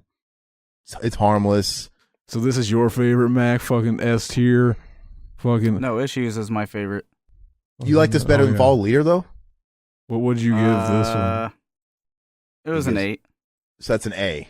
What about you, J-Rob? It's tough, man. It's like I gave it an 80. Like you gave this an 80? Oh, because you were considering other factors. Oh, yeah. But like I said, platinum. It was platinum level. I gave it a 70, but it was platinum and it had a chart bonus of +5. So it was. But no, decent. see, I like to think about when we do tier lists, at least me and Todd, we always consider impact, cultural impact too. And this one had none. This is kind of like their cooling off period. They weren't completely out or anything, but it was their cooling off period, and the sales were declining. I don't know. And that's why like platinum bonus, like how many times platinum did it go? That usually covers like social or cultural impact if it's culturally impactful. But not really, because that's just leftovers who are buying it off Issues. Really, Yeah. that's what it is. Because rock and metal fans, they buy their first adopters. They buy physical media. They don't really keep buying stuff, and that's why this didn't sell 4 or 5 million, because you had all the hardcores buy it up that first couple weeks, and then nobody else bought it because it had no strength of singles. It wasn't like Issues. People were kind of open. They were at this point. They were kind of getting down to their hardcore fan base, which is great because that hardcore fan base has kept them a headliner. They're still headliners, and everybody goes through that. Pearl Jam goes through that. They had Verses. They were selling 10 million of records a piece. But eventually, by the time you get to No Code, after you've had Better Mans and stuff, they stopped having real radio hits, but they had whittled down to their core. They were going platinum and stuff like that. And that's all you need. They whittled down to their hardcore audience. They're going platinum, selling rhymes. Going they went platinum 7 times. Yeah. He was. I think it's like a C-. Fucking. If Matt, I That's I I'd put in give it a pretty C. decent grade. It's like B's fine with me. Like, yeah. But We Max do it. gotta, okay. Everybody's just like fucking. Doesn't matter. Put it What did Mac have? Like, I had a B. look- yeah. We gotta leave the room for the shit to come, man. This has to be a C because C needs some love. I feel like even the most top fucking Kino Korn fans are just like fucking. You're putting Untouchables in the B. These guys are being way too fucking kind to Korn. They're gonna cuck out on all these other ones down here. They're gonna be giving take a look in the mirror and A now. Listen, Zach's connection, you're fucking up for a second. Your connection's all messed up. Whatever. That B's fine. Can I give you guys a real hot take? I like Take a Look in the Mirror better than Untouchables. I think I just threw up. Take a Look in the Mirror is not high art. We're still in the decline of Korn, but we haven't quite hit the worst era yet. That's coming in the next album. And I think pound for pound, I think I prefer to Take a Look in the Mirror. It's got a weird wonky production and stuff like that, but I just think there's more better songs. Hot take. That's a terrible take. That's a hot take. It's a hot take. It's a hot piece of shit. I gave this album a 4. I came to this realization this week when I was really listening to him back and forth. I'm like, you know what? I'm ashamed to admit this, but I think this has a couple of catchier tunes. I mean, I'm not saying it's great, but Fucking let's talk about track 1 right now. Fucking shut up, I'll fuck you up. Shut up. That's the lyric. They're trying to go back to the old school days where fucking all you had to do was to get people ready and riled up was fucking, you know, fuck you. I'm fed up with you. You can still do that. That's I'm not gonna shit talk that. That's still awesome. That's but it goes into that death metal Morbid Angel. Shut up, and it's that boom. When I'm talking to you, shut up. Exactly. I never cared for this song or whatever, but I actually grew to like the singles in this record because they entered gym playlists over the years. And I'm like, and I'd be running on a track, and Right Now fucking pumps me up, man. When the kick drum comes in, it's like, dude, that makes you want to bop and run. And fucking track 3, Counting on Me, I gave an 8 out of 10. You suck the life out of me. You hate everything you say. Fucking that's Aaron, right, man? Wait, hold on. Wait. Yeah, we skipped Breaks Them Off. We skipped Breaks Them Off. Well, I think he's just going with, yeah. Which is a fucking, what the fuck is this song? We don't have to go through them all. We don't have to go through them all. I guess he's going through his favorites. That's what I'm talking about. That's what I'm telling you about. He skips I gave it 5 out of 10. Let's just go over our favorites then. I don't care. Do it however you want. I mean, why not? Fucking Breaks Them Off. Okay, Breaks Them Off is my honorable mentions where it's like, okay. It's okay. I think my okay songs are Breaks Them Off, Counting on Me, and Play Me with Nas, which I used to think the Nas song was cringe. Play but Me is a 9. Yeah, I'm like, you know what? I don't mind this at all. Nas is the best part. Yeah, it's pretty generic without Nas, but that music is there to accompany the bars, man. And I like Nas. So, but the only great song, the only really good songs for me is Right Now. It's the singles. Right Now, Did My Time, and then Everything I've Known, which wasn't a single. But it should have been a single because it sounds like a single. Did my time. I gave that an 8. Bring it down. I did my time. I gave it a 6 out of 10. Burn it down, Roper. I put the guitar riff as kind of catchy. Yeah, it's good. And I never used to like Did My Time either. And then I wrote, is this the same band that put out all those first 4 records? It's good. Yeah. That's what about you, brother JD? Yeah. Starting off Right Now, what a way to fucking bring it back. Like the previous album was shit, and then what do you do to follow it up. You come back and you go straight back to like what was real, which is like right now. But to be fair, Here to Stay opened the last album really well too. That's good point. Good point. I like Break Some Off. I like Counting on Me. Here It Comes Again. I had 9 out of 10. Did My Time, 10 out of 10. Nobody mentioned Y'all Want a Single. Like you guys didn't. Oh, you know what? Okay, Song is hot garbage. Okay. That is like the radioist of all radio songs ever. But that was the whole fucking point. I don't want it. They can take it back, just like the Transisted Sister. They can take that shit back too. It was like him like dropping his dick on the manager and the producer, like, "Hey, you want a fucking single? Here you go." I struggled to put this on my like okay list because I have to admit this song is this song is cringe and I hate it. I hated it when it came out. I hated that fucking video. Didn't have the video with like Lil Jon and stuff and everybody and Snoop Dogg. They were playing the band. I think it was that one. I thought Twisted was with Snoop Dogg. That's Twisted. That's Twisted Transistor. My bad. And that song is garbage. That's bad. Too. We'll get there. But you know what? This song is cringe. It's stupid. I fucking hated it when it came out. But this is also one of those songs that got stuck in my gym playlist, and it came in and I was working out to it. And you know what? It's got a groove, dude. I would run to this. Boom, boom, boom. It's kind of got a hip hop bounce to it, and I kind of grew to fucking. It's a gym playlist song for me. I don't listen to it outside of the gym, but it's in the gym playlist. But I don't let people know I'm listening to it in the gym. 100%. 100%. I would never. I would be embarrassed. Oh shit! Some Dude, girl. If I had the old school earbuds that kept playing when they fell out of your ear and they didn't stop, I'd be like, oh shit! Boom, boom, boom, boom. Yeah. It is what it is, man. It is literally a single, like called "Y'all Want a Single." Like I love it, dude. At the end of the day, it's not perfect, but it presents some value to me, and I'm just calling it out. Like I said, it does present some value. It's not great. I'm not saying it's one of the good songs, but it's got value to it. I think the last part where they bring it back and it gets all heavy kind of saves the song because I think I would give it a 6 out of 10. Fucking see, that's solid. Or what is it? I wrote down. All got single. It's just fine.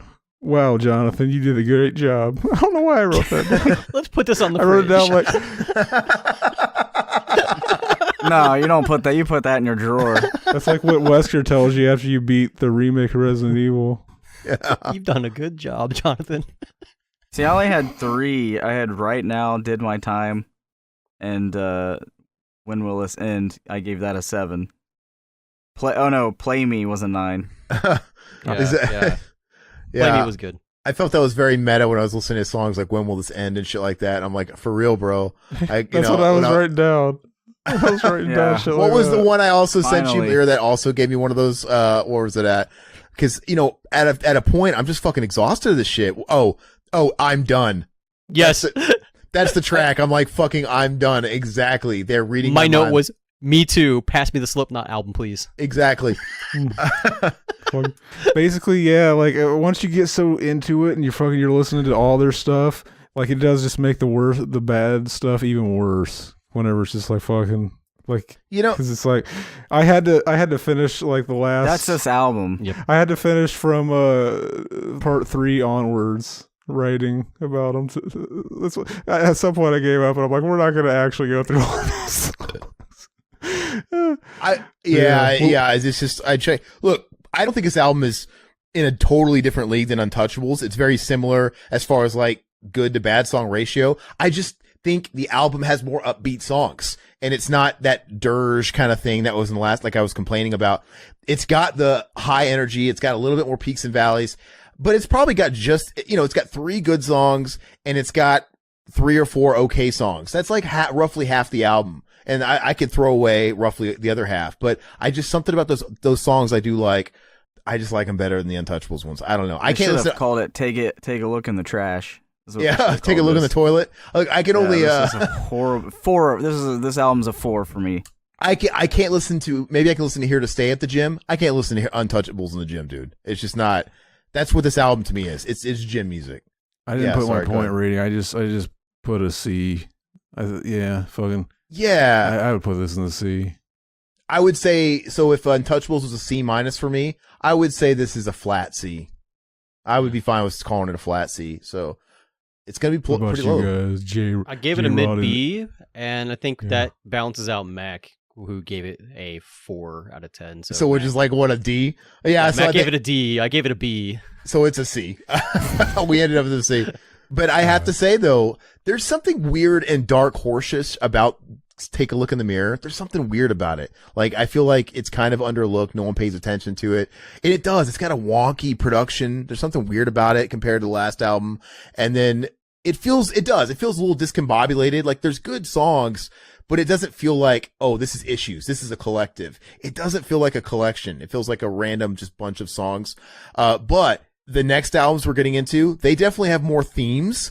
But they are shit, man. The next 2 records, we're going to start his Trent Reznor wannabe period. I don't know what the fuck was going on here, but kudos for trying something new. He's doing bootleg Marilyn Manson too. Dude, See You on the Other Side, the only songs I kind of like on See You on the Other Side are Coming Undone. Once again, it was a Jim song, like the greatest hits. Like, I kind of, Coming Undone's okay. And I like Liar. And then I think Tearjerker, the last song, is okay. The final, but that's it. It's mine's just Coming Undone and Tearjerker. Liar's good. Liar's got some crunch to it. It's cool. I put Getting Off 5 finally gets back into Korn riffage, but that's about it. Oh yeah, every now and again on this album, I would get a little taste of a kind of a cool, and then it wouldn't last, and it would go into some like bullshit. Hypocrites is kind of cool, and it would go into some bullshit chorus, goofy ass chorus. Yeah, they wouldn't capitalize on what they were starting with, maybe a cool riff, and it was a big cock tease. Your Messiah was never mine. Yeah, this album is not good, but I do like Liar. We don't have to spend much time on this, do we? Can I just give it my? This is the album where Head was gone. This is the first Headless album. Yeah, they beheaded this shit. 2.5 off with its head. Yeah, he beheaded this shit. 2.5 songs that are good is not a passing score for me. I'm going to give this album a D at least. It's a D. I'm not going to call it a total fail because there's a couple tracks, but it's a D. I got to leave room for some worse albums. I gave this album a 2. So this is fucking nasty. I guess that'd be an F, right? That's high F. It's a fucking failed. Zach? At some point on the last album, I noticed that from now I just hate when he brings out the bagpipes. He's trying to reprise something cool. Now it just sounds like fucking Leprechaun music. So every time I hear the bagpipes from this moment on, Tearjerker? I just think fucking our boy fucking Jonathan Davis is doing the mighty song of the wee leprechauns. He's bringing out his bagpipes. I had a witty note I wanted to share. Liar. Powerman 5000 called. They want their intro back. I said good intro, but a 5. Good intro, 5. All right, that's my only witty comment. It's you know what? It's too bad the album is garbage because the album cover's intriguing when it came out. Like, there's actually art here. Because Take a Look in the Mirror looks so drab and fucking like, what is this? So Zach, I guess you're the tiebreaker. So we gave it D's, and then Matt gave it a F. Were you? Double D. I gave it a 4.3, a D. I think it averages to a D-. Yeah, with that. All right. Okay, Zach, just introduce the worst album in their catalog so we can get it over with. Untitled. It's dog shit. It's got the worst fucking single, Evolution. That is not even. There's no singles on this record. It offended me. Frankly, I'm done. You think this is the worst? I'll even. It's below. I gotta blow even the dubstep record. It's slightly below dubstep. And I'll get to that when we get to the dubstep. I'll get to that. I don't know. Because go ahead. This was so they don't have Head and they don't have fucking David anymore. Fucking new production. Fucking yeah. So they don't even have a drummer right now. They've been using a backup drummer. Fucking starting off with this intro though. What the fuck is this? Is this some Ringmaster Riddlebog shit? What the fuck is going on? I'm so confused. He was going full experimental. Like this is really going the next level of what was started in the last album, and it's just weird. Like Evolution is their single. Evolution is their single. It's I'm an optimist. I like to really try and say good things about albums. So I did find 2 tracks. And when I say they're okay in the context of this album. They're not as good as some of the okay songs on previous. I said I guess Hold On and Killing are okay. Mm-hmm. That's all I could say. That's all I could say. Nothing great. I put Starting Over was a 6. Okay. That was about it. Everything else was low. The fact they called it Starting Over, it's like they're admitting right out of the gate what an embarrassment the last album was. Like, fuck, let's just forget that, guys. I said Starting Over was like if JD saying for Stabbing Westward, but Stabbing Westward sucked. Yeah, I don't think they were trying anything with this. And I think around this time, too, they started fucking branching out and doing their own thing. Didn't, Jonathan start doing his own fucking shit? He was doing DJ work and shit, too, actually. I was like, and he was doing, look, when was he doing the Queen of the Damned? That was before this. That was way before this. That was way before this. Aaliyah died by the time this album came out. Yeah. As she should. I'm just kidding. That makes me sounds old. What the fuck? The song "Killing," Jonathan Davis learned how to do death growls. He pulled that out he had to because he started doing some lows and shit, and then you start hearing it more and more in the newer albums. Like I'm listening to this song, and this is literally like the lyrics are "killing all we kill, killing kills." Killing while we're killing, all we're killing, yeah. He's a lyrical fucking genius. And then like literally he pulls out the death growls as if it's like fucking the thing he's got in his back pocket. Like, this will make this song not suck. And I still ended up giving it a 5 out of 10. I thought Hushabye had potential. Like, this whole album was all about potential. New producers, new label, no Head, no David. No one was getting Head on this album. If they had a decent producer, like Hushabye could have been a number 1 charting single. I give that a 1. I give that a 1.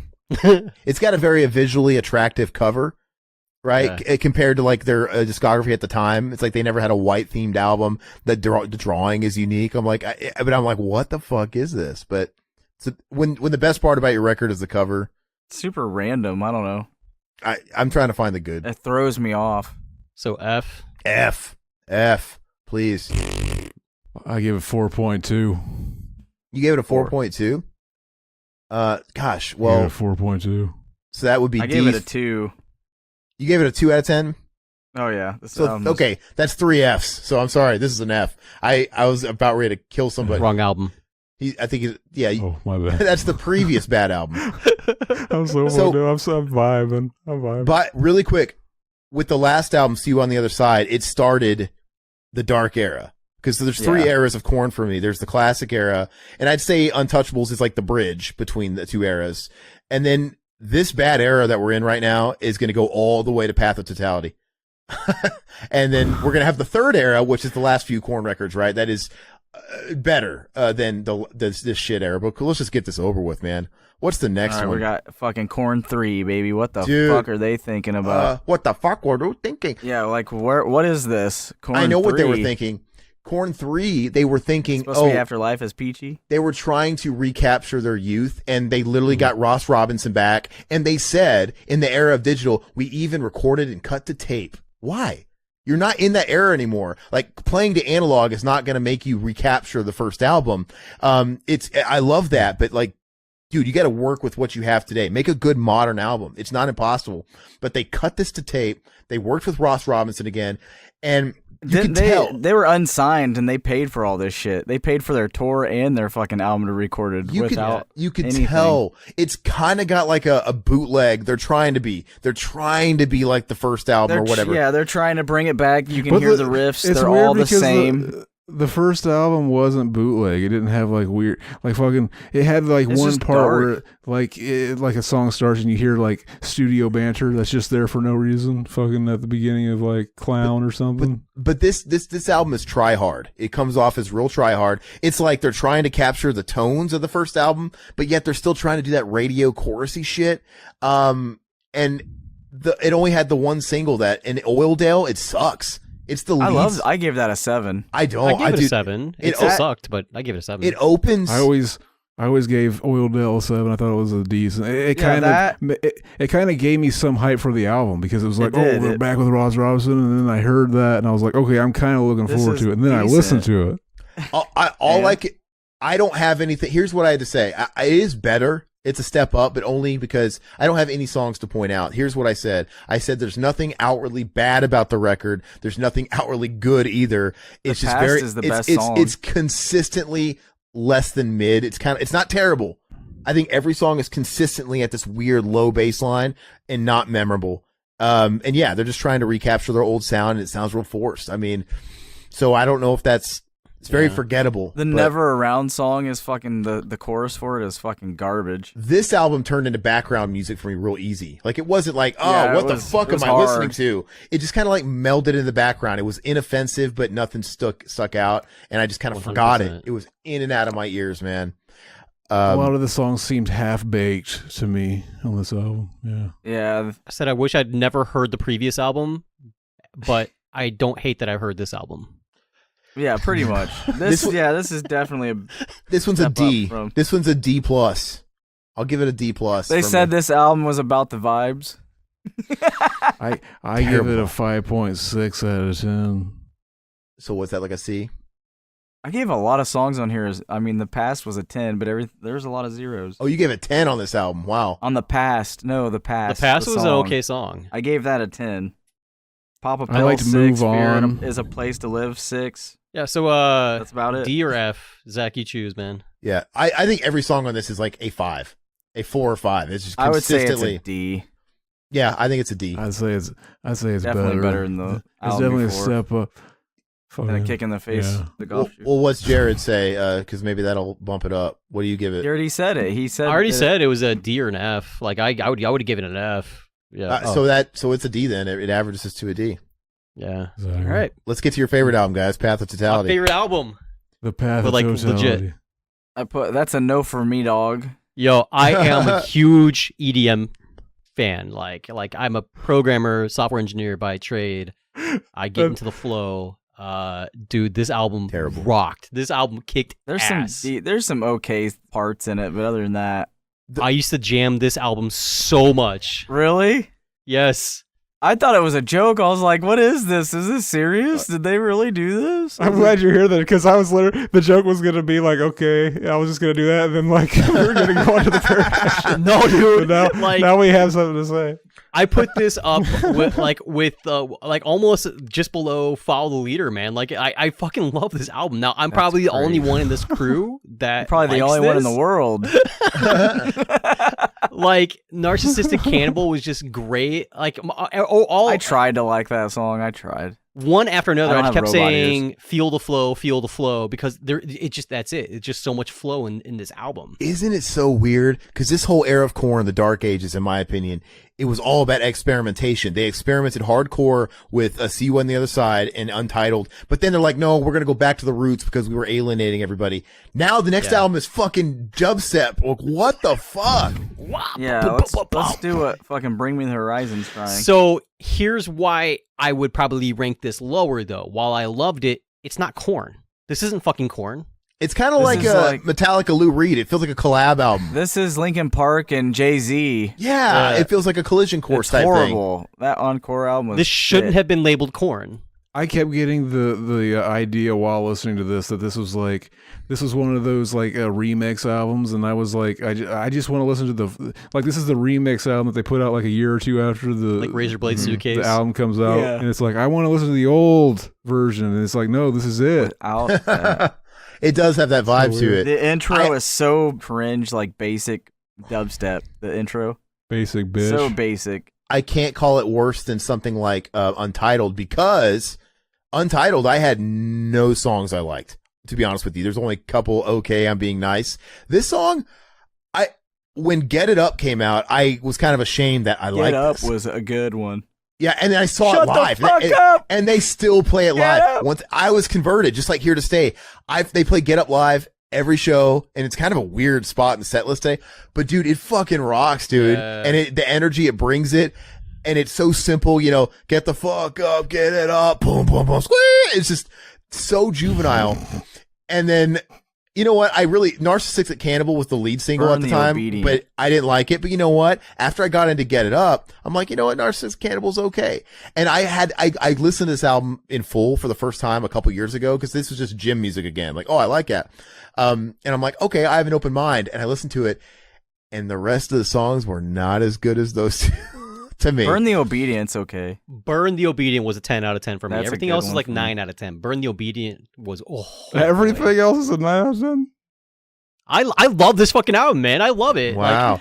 That's going to make this ranking easy, because he's going to give it an A and everybody else is going to give it an F, and it's going to end up in the middle. It's going to end up higher.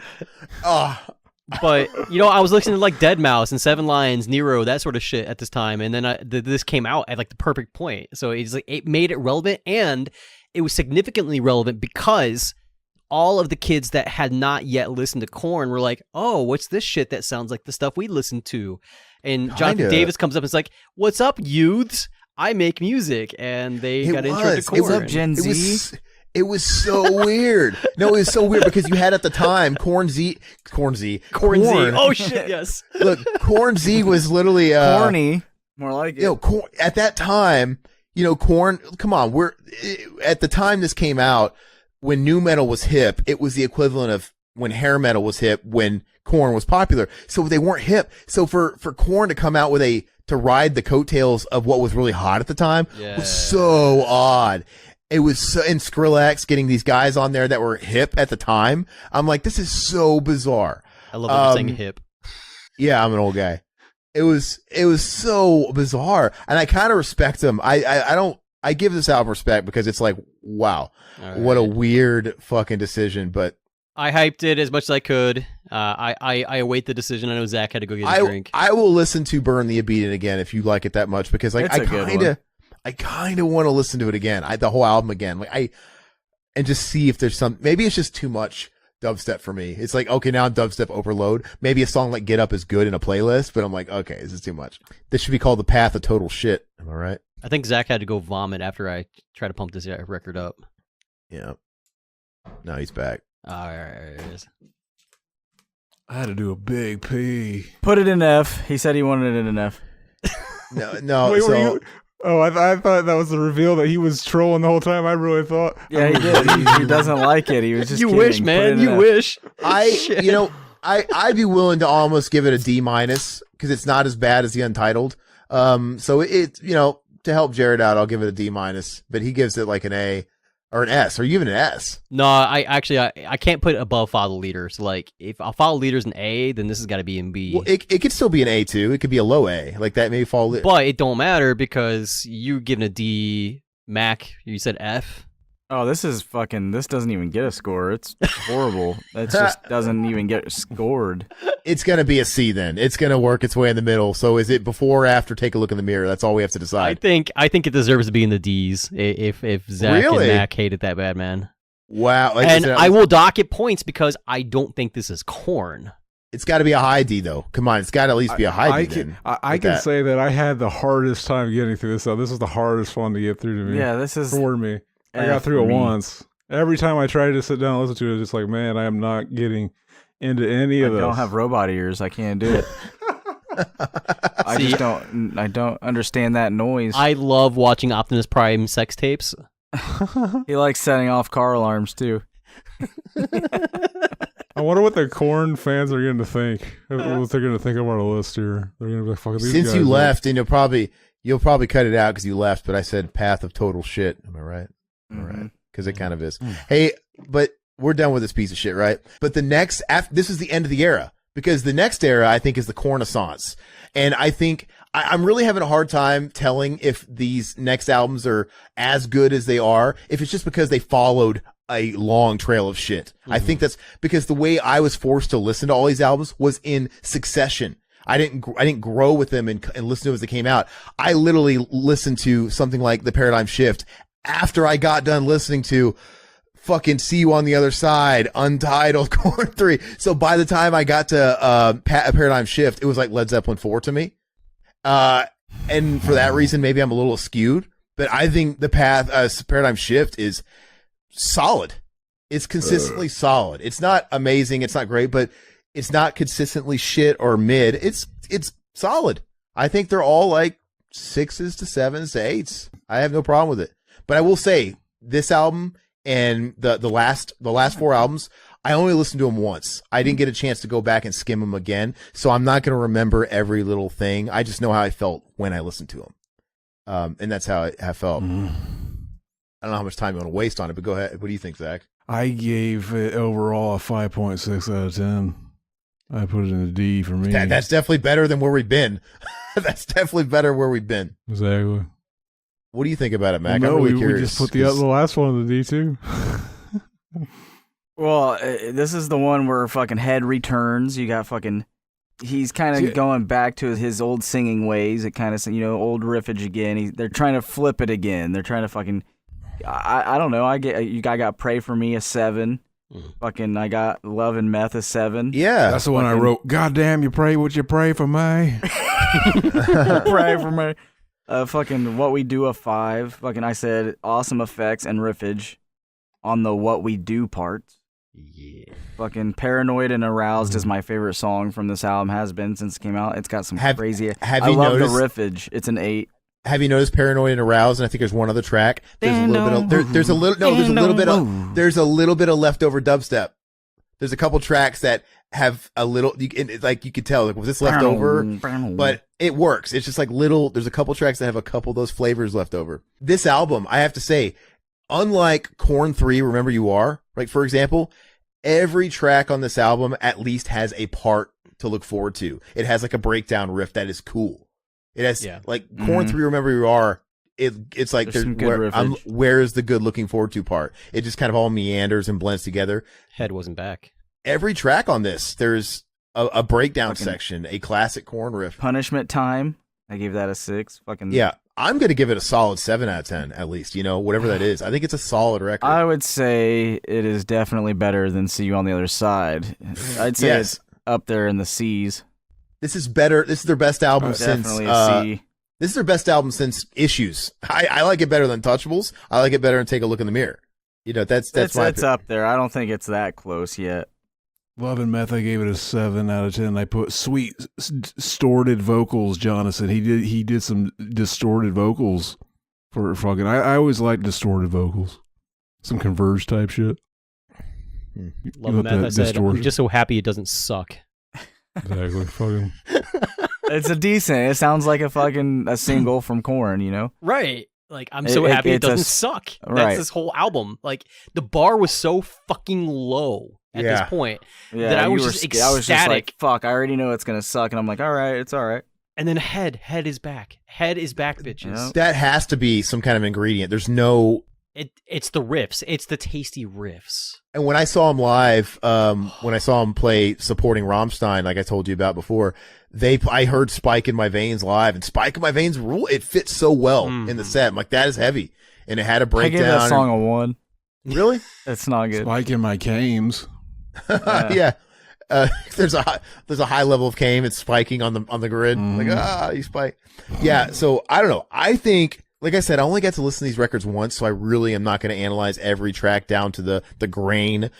I'm just going to say every track is solid. I think every track is a solid 6 to 8, man. It averages out to a nice 7. It's solid. And I think if I listened to this more, I would probably grow to really like it, because this is going off one listen. I was on it when it first came out. I was on it for a while. I was like, yeah, this is fucking cool. So that was about like 82 was my score for that, 82%. So like, I'd be okay with C. Well, 7's B, 7 and 8's B, 9 and 10's A. So yeah, and I have hopes, because I think this is it's a C plus. If I baby this one and listen to it more, it might even grow. I have a feeling I could like it better. Yeah. I'm gonna give it a low B. No, actually, I personally I like it better than Untouchables, but I guess that's not how it averages. Aaron's like, fuck it, put it in S. No, come on, yeah, it has to earn that. B or C, man. C to C. You got to at least give it a low B. Come on, man. You got to at least C. put it. Okay, whatever. It's a C. It's a C. Because the next album is better, honestly. In context of the discography, it's a C. Oh, you know what? The what? Mac, I was totally wrong. You're thinking of the next album. Rotting in Vain, not Spike in My Veins. Yeah, Spike in My Veins a 1, brother.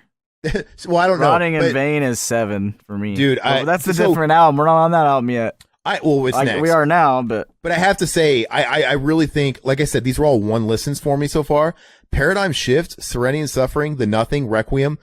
There's a consistency there. I'm not saying I haven't listened to them enough to really pick apart which ones are better or worse, but there's a consistency here, and I dig it. Serenity and Suffering, I mean, Rotting in Vain, that rocked. That's what I heard live. That's the one. Soul-stealing riffs on Rotting in Vain. This is their 12th album, fucking 2016, baby. We got fucking Insane. What do you guys think about that song? I wasn't writing down track by track at this point. Yeah, at this point, I like I said, I only got to listen to this one once. I didn't get to. I meant to listen to these last. I just didn't have any time. I just know that it was solid. I can't remember what saying sounds like. Yes, JD with the amazing false chords. You had your, familiar. Yeah, and you had your different at the same boy time. from Slipknot in here, fucking Corey. That's a good song, Different World. I didn't like that song. Hey, I don't remember thinking that was a. Fucking Rotting in Vain was a 7 for me. Black is the Soul 7. Fucking Everything Falls Apart a 6, and then Please Come for Me a 9. Oh, he's asking us to come for him. I would say this. I'd say this is a fuck. I don't know. It's kind of up there. It's a little bit. I think it's a little bit better than the fucking Shift album. I haven't listened to them enough. I'm just gonna say they're all gonna be like how I said Paradigm Shift. How they're all they'll solid. be around the same. They're around the same. But I want to. But the difference is I want to go back to these last 4. I actually want to listen to these more, and I don't want to listen to anything in the middle. It's gone, done. But I'm saying Serenity of Suffering and the Nothing. Those are the ones I've listened to the least. Requiem, I at least have listened to it once or twice in the past. But I gave this like a 77. So like, so I don't know, wherever you guys want to put it. I mean, I feel the same. What did you give it, Zach? I gave it a 6.1. I'd so put you like it it in a the little C's better as well. we're in the same ballpark, yeah. I'd say it's a high C. Okay, then I think all these 4 albums, the last 4 albums, is better than Take a Look in the Mirror. You know what I mean? So it's like I don't know how that app worked out. I would take the last 4 albums, and I'd say they're better than Untouchables. But like I said, that's just me. So the Nothing, I gave The End Begins a fucking 10, baby, fucking. And the reason why is because you hear the bagpipes, but do you get the fucking? Do you understand like this? Fuck, what is the word? He's doing the same shit with his bagpipes that he does in fucking blowing him. Fucking the Dead intro, baby. The Dead intro. Fucking. Oh yeah. They use the same syllables too. It's all I want in life is to be happy. But in this one, he's saying, "Oh, why did you leave me?" Is this the album that came out when his like ex-wife died? Yes, this one is for pretty much his wife. Yeah. This is the dark. Oh, this one's got a song called "The Ringmaster." Is that a cover song? Yeah, The Ringmaster, which is fucking ICP a 0. Oh yeah. I don't know. This one kind of this is the one I need to listen to more of. I didn't listen to it as much as the other ones. But yeah, I have a real hard time. I don't know if I could really give this one a rating. I don't really know. So I'm just going to say it's going to be in line. I don't have anything good other than Can You Hear Me? I said Twilight Korn, 7. Fucking Surrendered to Failure, a 10. What about you, Jared, since you went through? I'm curious. What does Jared think then? So for this, my general notes were I'm so numb to this right now. Yeah, I think that was at feeling this point. I was. I don't know. I said, The End Begins, yay, more intro. Cold fits the mold, 6 out of 10. You'll Never Find Me. I wish. I gave it an 8. Darkness Revealing, I loved the fucking riffs on that. I gave that an 8. Idiosyncrasy, like a 5. I said, I gave it a damn it 5. with the weird verses again. Dude, the ending, the lows, Yeah. with the transition were weird. I don't know. Yeah. But the floppy bass riffage was fucking amazing. Floppy bass. Can You Hear Me? I thought was a good change of pace song. I gave it a 9. I actually really liked it. Yeah. This Loss was a 9 for me. Is that harder or hoarder? Harder. It's an A. Sorry. I gave harder, that a 0. I gave it like a 3. I said I'm It's so not fucking good. bored right It's now. Weird. And then Surrender to Failure, I gave it 8 out of 10. We're back to weird intro songs. I What'd actually you give missed this Loss? I gave it a 7. I gave it a 9. I actually really liked it. Finally Free was decent. Yeah. I think that one was the one for his wife. It's a great chorus. That was a on great the whole chorus, album. man. It was huge. Finally Free. I'll have to put a bookmark Yeah. and go back to that one. Overall, like this had like a 77 for me. Like it was really good. If there were any multipliers, because it didn't chart, it didn't like Yeah, I go say platinum. Yeah. Yeah, go ahead. Sorry. No, I say there's no multipliers. Like there it just got Yeah. 77. I honestly think this was a step back from Serenity. Yeah. It might be. I have to listen to it. I feel like it's like a C-. I think my thing is like too. I was so done at this point. It was kind of all blurring together. But that's just the punishment that these took by me having to listen to everything in like a week. I didn't really get to let anything breathe because I felt so stressed to get through them. But so I don't really know. For the Nothing, I got a fucking 5.6. All right. Okay, so it's kind of ballpark, a little bit lower, right, than the last one, but we're still in the ballpark. So why don't you just throw it there in the C2? Put it behind Paradigm. or put it behind Take a Look, whatever you At feel. the end of the season. Yeah, whichever. End of the Seas? Okay. I'd say the end. Yeah. Dude, Requiem I listened to last Requiem? night. Requiem. I actually waited to listen to this one last night because I went ahead and just bought the vinyl record because it was like $13 on Amazon, like shit. And I just got it. And you know what? I really enjoyed Requiem. I thought it was solid. I was like, I thought it was solid. Rectium. Rectum, damn. But you know what's funny is fucking Fieldy. I was watching the video and I'm like, where the fuck's Fieldy? That's not Fieldy. That's a bootleg Fieldy. He's on the album though. Fieldy's yes, on the album. he recorded his bass lines, but he went hiatus. He's gone. Yeah, so he He's wasn't not- torn by. But you know what? You know what I think helps this record because maybe it kind of blurs with the other ones too. The last few, it feels so quick. It feels super It does. tight and short. It's a nice small album. It feels like a it's fucking, 30 minutes long. So it's like if that, yeah. which helps it be more consumable. Maybe that, I think that's going to play as a strength for it. But I want to listen to it again, actually. Fucking starting off though, like right out of the gates, you got Forgotten. Fucking that song slaps. I think that song slaps. Forgotten. I like. Yeah, I forgot it. It would have been the best song on any of the previous albums. Like, seriously. Yeah. I gave it's a 7, 8-ish for me. 7. Fucking Start the Healing an 8, and Worst is on its way an 8. I gave Forgotten a 5 out of 10. Damn, That's harsh, bro. it's so good.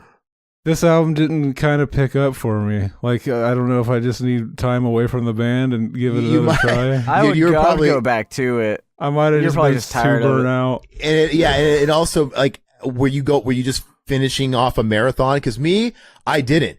I listened to every album and then I went ahead and ordered this album because it was so cheap. And I collect records now, so it's like, why not? $14 or what, $13 or what it was. It was so cheap. So I got a breather for a couple of days. And then I listened to this last night after not listening to Korn for like 2 days.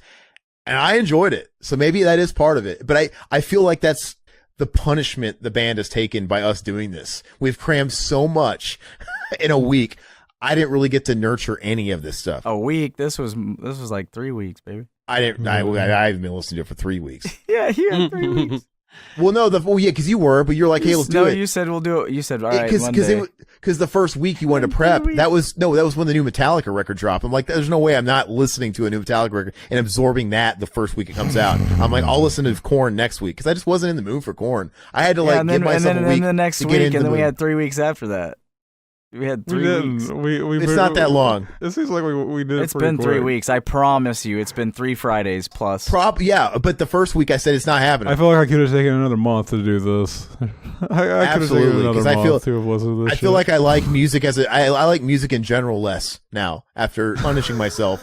You know what it's like? Some of this is good, some of it's bad, but not all of it's bad. It makes it, I feel like I love Snicker bars, but I like Kit Kats. Kit Kats are okay. They're fine. Okay, Cat, stop tier. I feel like you maybe eat a fucking ton of Kit Kats in a week, and I don't want to look at Kit Kats anymore. You'll be I'm fine. just done. Just put in issues. You'll be fine. A palate cleanser. So, I might. Requiem. I gotta listen to it again. It's the same. I'd say it's better. It's better than. Kick in the face of the golf shoe. I'd say it's about the same as the Shift album. The shit. Maybe between those two. I don't know. This This is I the need to listen only to it recent more. album that I've actually listened to. Like I listened to it when it came out because I went and saw Korn here in Springfield last year, and I wanted to like catch what was new. So like I had heard this before. That's probably the main thing is like I wasn't already like numb to this when I listened to this again this week. But yeah, I gave it like a 90, like a 92. I really like this album. I like this album. Yeah, so it's the one I want to listen to and go back to again. Which is the track on this album where it sounds like he drops the N-bomb every time because he does a scat part and it sounds like he drops the N-bomb. Isn't it Forgotten? Every time I listened to the album, I thought he dropped an N-bomb every time. I was like, fucking, did nobody tell him? It's worse. It's either Worst is on its way or Forgotten. I don't know. I think it's one of those two. But Jared, you giving it over a 90 means it's an A. That's crazy. So that's a huge comeback. I thought so. Like I thought it was the best since like freaking Issues to me. Like I really like it. It But, very well might be. I have to listen to it more. I wouldn't be sad if you guys ranked it in the low B's or the high C's. I didn't write them down. Did I say what I gave it? No. Oh yeah, Zach. I gave it a 4.7. No. 4.7. You got to listen to it again. You weren't giving it the space. I listened to it like 4 times. There was some. I'd say it's a C. There were some dirty riffs on it, man. I remember I didn't write it. It's some dirty riffage, but yeah. Well, I'm gonna listen to it again. I need to listen to it some longer, but I would say it's a high. It's in the C's. Well, so I'm just gonna put it in the C's right now by default. Max in a C. Jared's at an A, which we know is gonna. But wait, that means you're in a D, Zach, right? Or is that a D or is that a F? That's a D or is that a C? It's a D for with the ranking we're doing here. 3 and 4 would be a D, but if you're giving it a high 4, technically that's a low C. So Zach and I cancel out essentially. You don't think it would be a low B? So it's a C. Would it not be a low B or it's either a low B or a high C? I'd say it's probably between Shift and Serenity. Put in. I think it's between. I think them with two. that A, it's got to be a high C. That just averaged it out too much. And it's short, man. It respected my time. They knew that I was suffering through a Korn marathon. They're like, you know what? We're going to make this album for Aaron because he's going to suffer in a couple of years and he's going to be glad to have this one because it was just in and out, man. So the middle finger is what we're giving people Yeah. right now. I mean, yeah, it is. Look at that. Genius. How'd they do that? How'd they know? I'm happy with this ranking. I'm happy that it's over. Me too. God bless you, Mac. This is your idea. No, Korn? hold on a minute. Korn was my idea, but to bring you on, that was all this guy up here. See this guy up here? Oh, well, that's fine. But that was just all him. That you could blame him, not the me. Korn, man. Well, because I like Korn too. It makes sense. But you guys make me sit through ICP, and I hate that shit. So it's like that doesn't make sense. This makes No, you sense. don't. You enjoy it, but you enjoyed it better than this. No. You've been enjoying it better than this. Well, because you know why? Because I really didn't listen to the good. Because we're not doing all of them. because at the I same didn't time. listen to the good albums really. Because I know those. I listened to all the new stuff, which a lot of it was rough. That's why. And yeah, and it was such a short amount of time. But too much Korn is a bad thing, man. They're not a binge band. But Probably anyway. yeah. We might have to bring JD on for the Great Malenko. The great Moline. JD here is going to do a Deftones tier list with us Tuesday. You guys can come on for that if you want. Chad, That'll be a fun one. I think I'm good for fucking songs for a while. I think The we thing can is, for me, is go on break. For I a know little all bit. the Deftones material. I don't have to do any homework. Yeah. It's going to be so easy. Exactly. I stopped I after can rank like it the right first now. 2 albums. Really? First 3 So you'd have maybe. to do homework so I can understand. Zach, if you're caught up, you're more than welcome to come on. Otherwise, we're just going to do that Tuesday. But, you have the invite, of course. But, yeah. Wow. Hell yeah. That'll be fun, baby. That'll be Thanks for fun. joining us, Sick. JD. This was fun.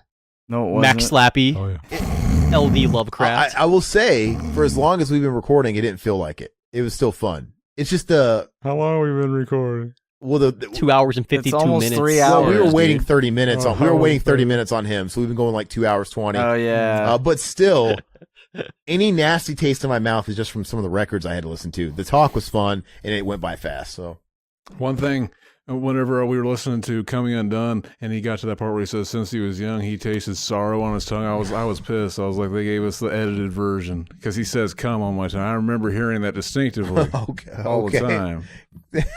Because I don't remember that. sorrow on my tongue. Yeah. I made that sound clip where I took the acapella and I took Coming Undone, so it was edited. So he went, since I was young, I tasted "come on my tongue." That was on the soundboard for a while. You know what's funny? For somebody that talked shit about all these juvenile songs they have, Zach would write All in the Family with his humor. That's the kind of shit he would write. Yeah, and then he talks shit about all of them. Like, this is And fucking he's like, garbage. I'm not trying to say I made better. Like, you would. And it's so weird because he'd be all You'd be- about it. I am trying to say I'm better than writing that You'd song. be a whole, Fuck you'd you. be a I whole would write that album of shit. coming on each other's chests and same guy's titties on a fucked up chest and all that You stuff. wanted to write Came Gang for a name, and here you... Anyway, Yeah, so fucking, thanks for fucking stopping by and listening to us fucking listen to Korn. Tell them where they can find you, Jared. Tell them where they can find you. That's what they do on YouTube. Where you can find me? Shit. If you want to. You might not want them to know who you are. I have I'm Jared Poole. I had a band. Envoy. You can find some of my songs on YouTube. Also, some of my songs are in the intros of some of y'all's shows and shit. So awesome. Yeah, find me on YouTube, Jared Poole or Envoy, and you can find me on other social media platforms with the same shit. Hell yeah. Fucking Kino shit. Fuck yeah. Fucking end it, Zach, you fuck. We'll see you next time, fuckers. Fuckers. Fucking you can end it too sometimes if you want, baby. Oh shit, yeah. You're right. You say it. I'm not saying it anymore. I just ended the recording. Well, we all need someone we can came on. And if you want it, well, you can came on me. You just heard it. You just heard it. You just butchered that whole thing, baby. You just heard it.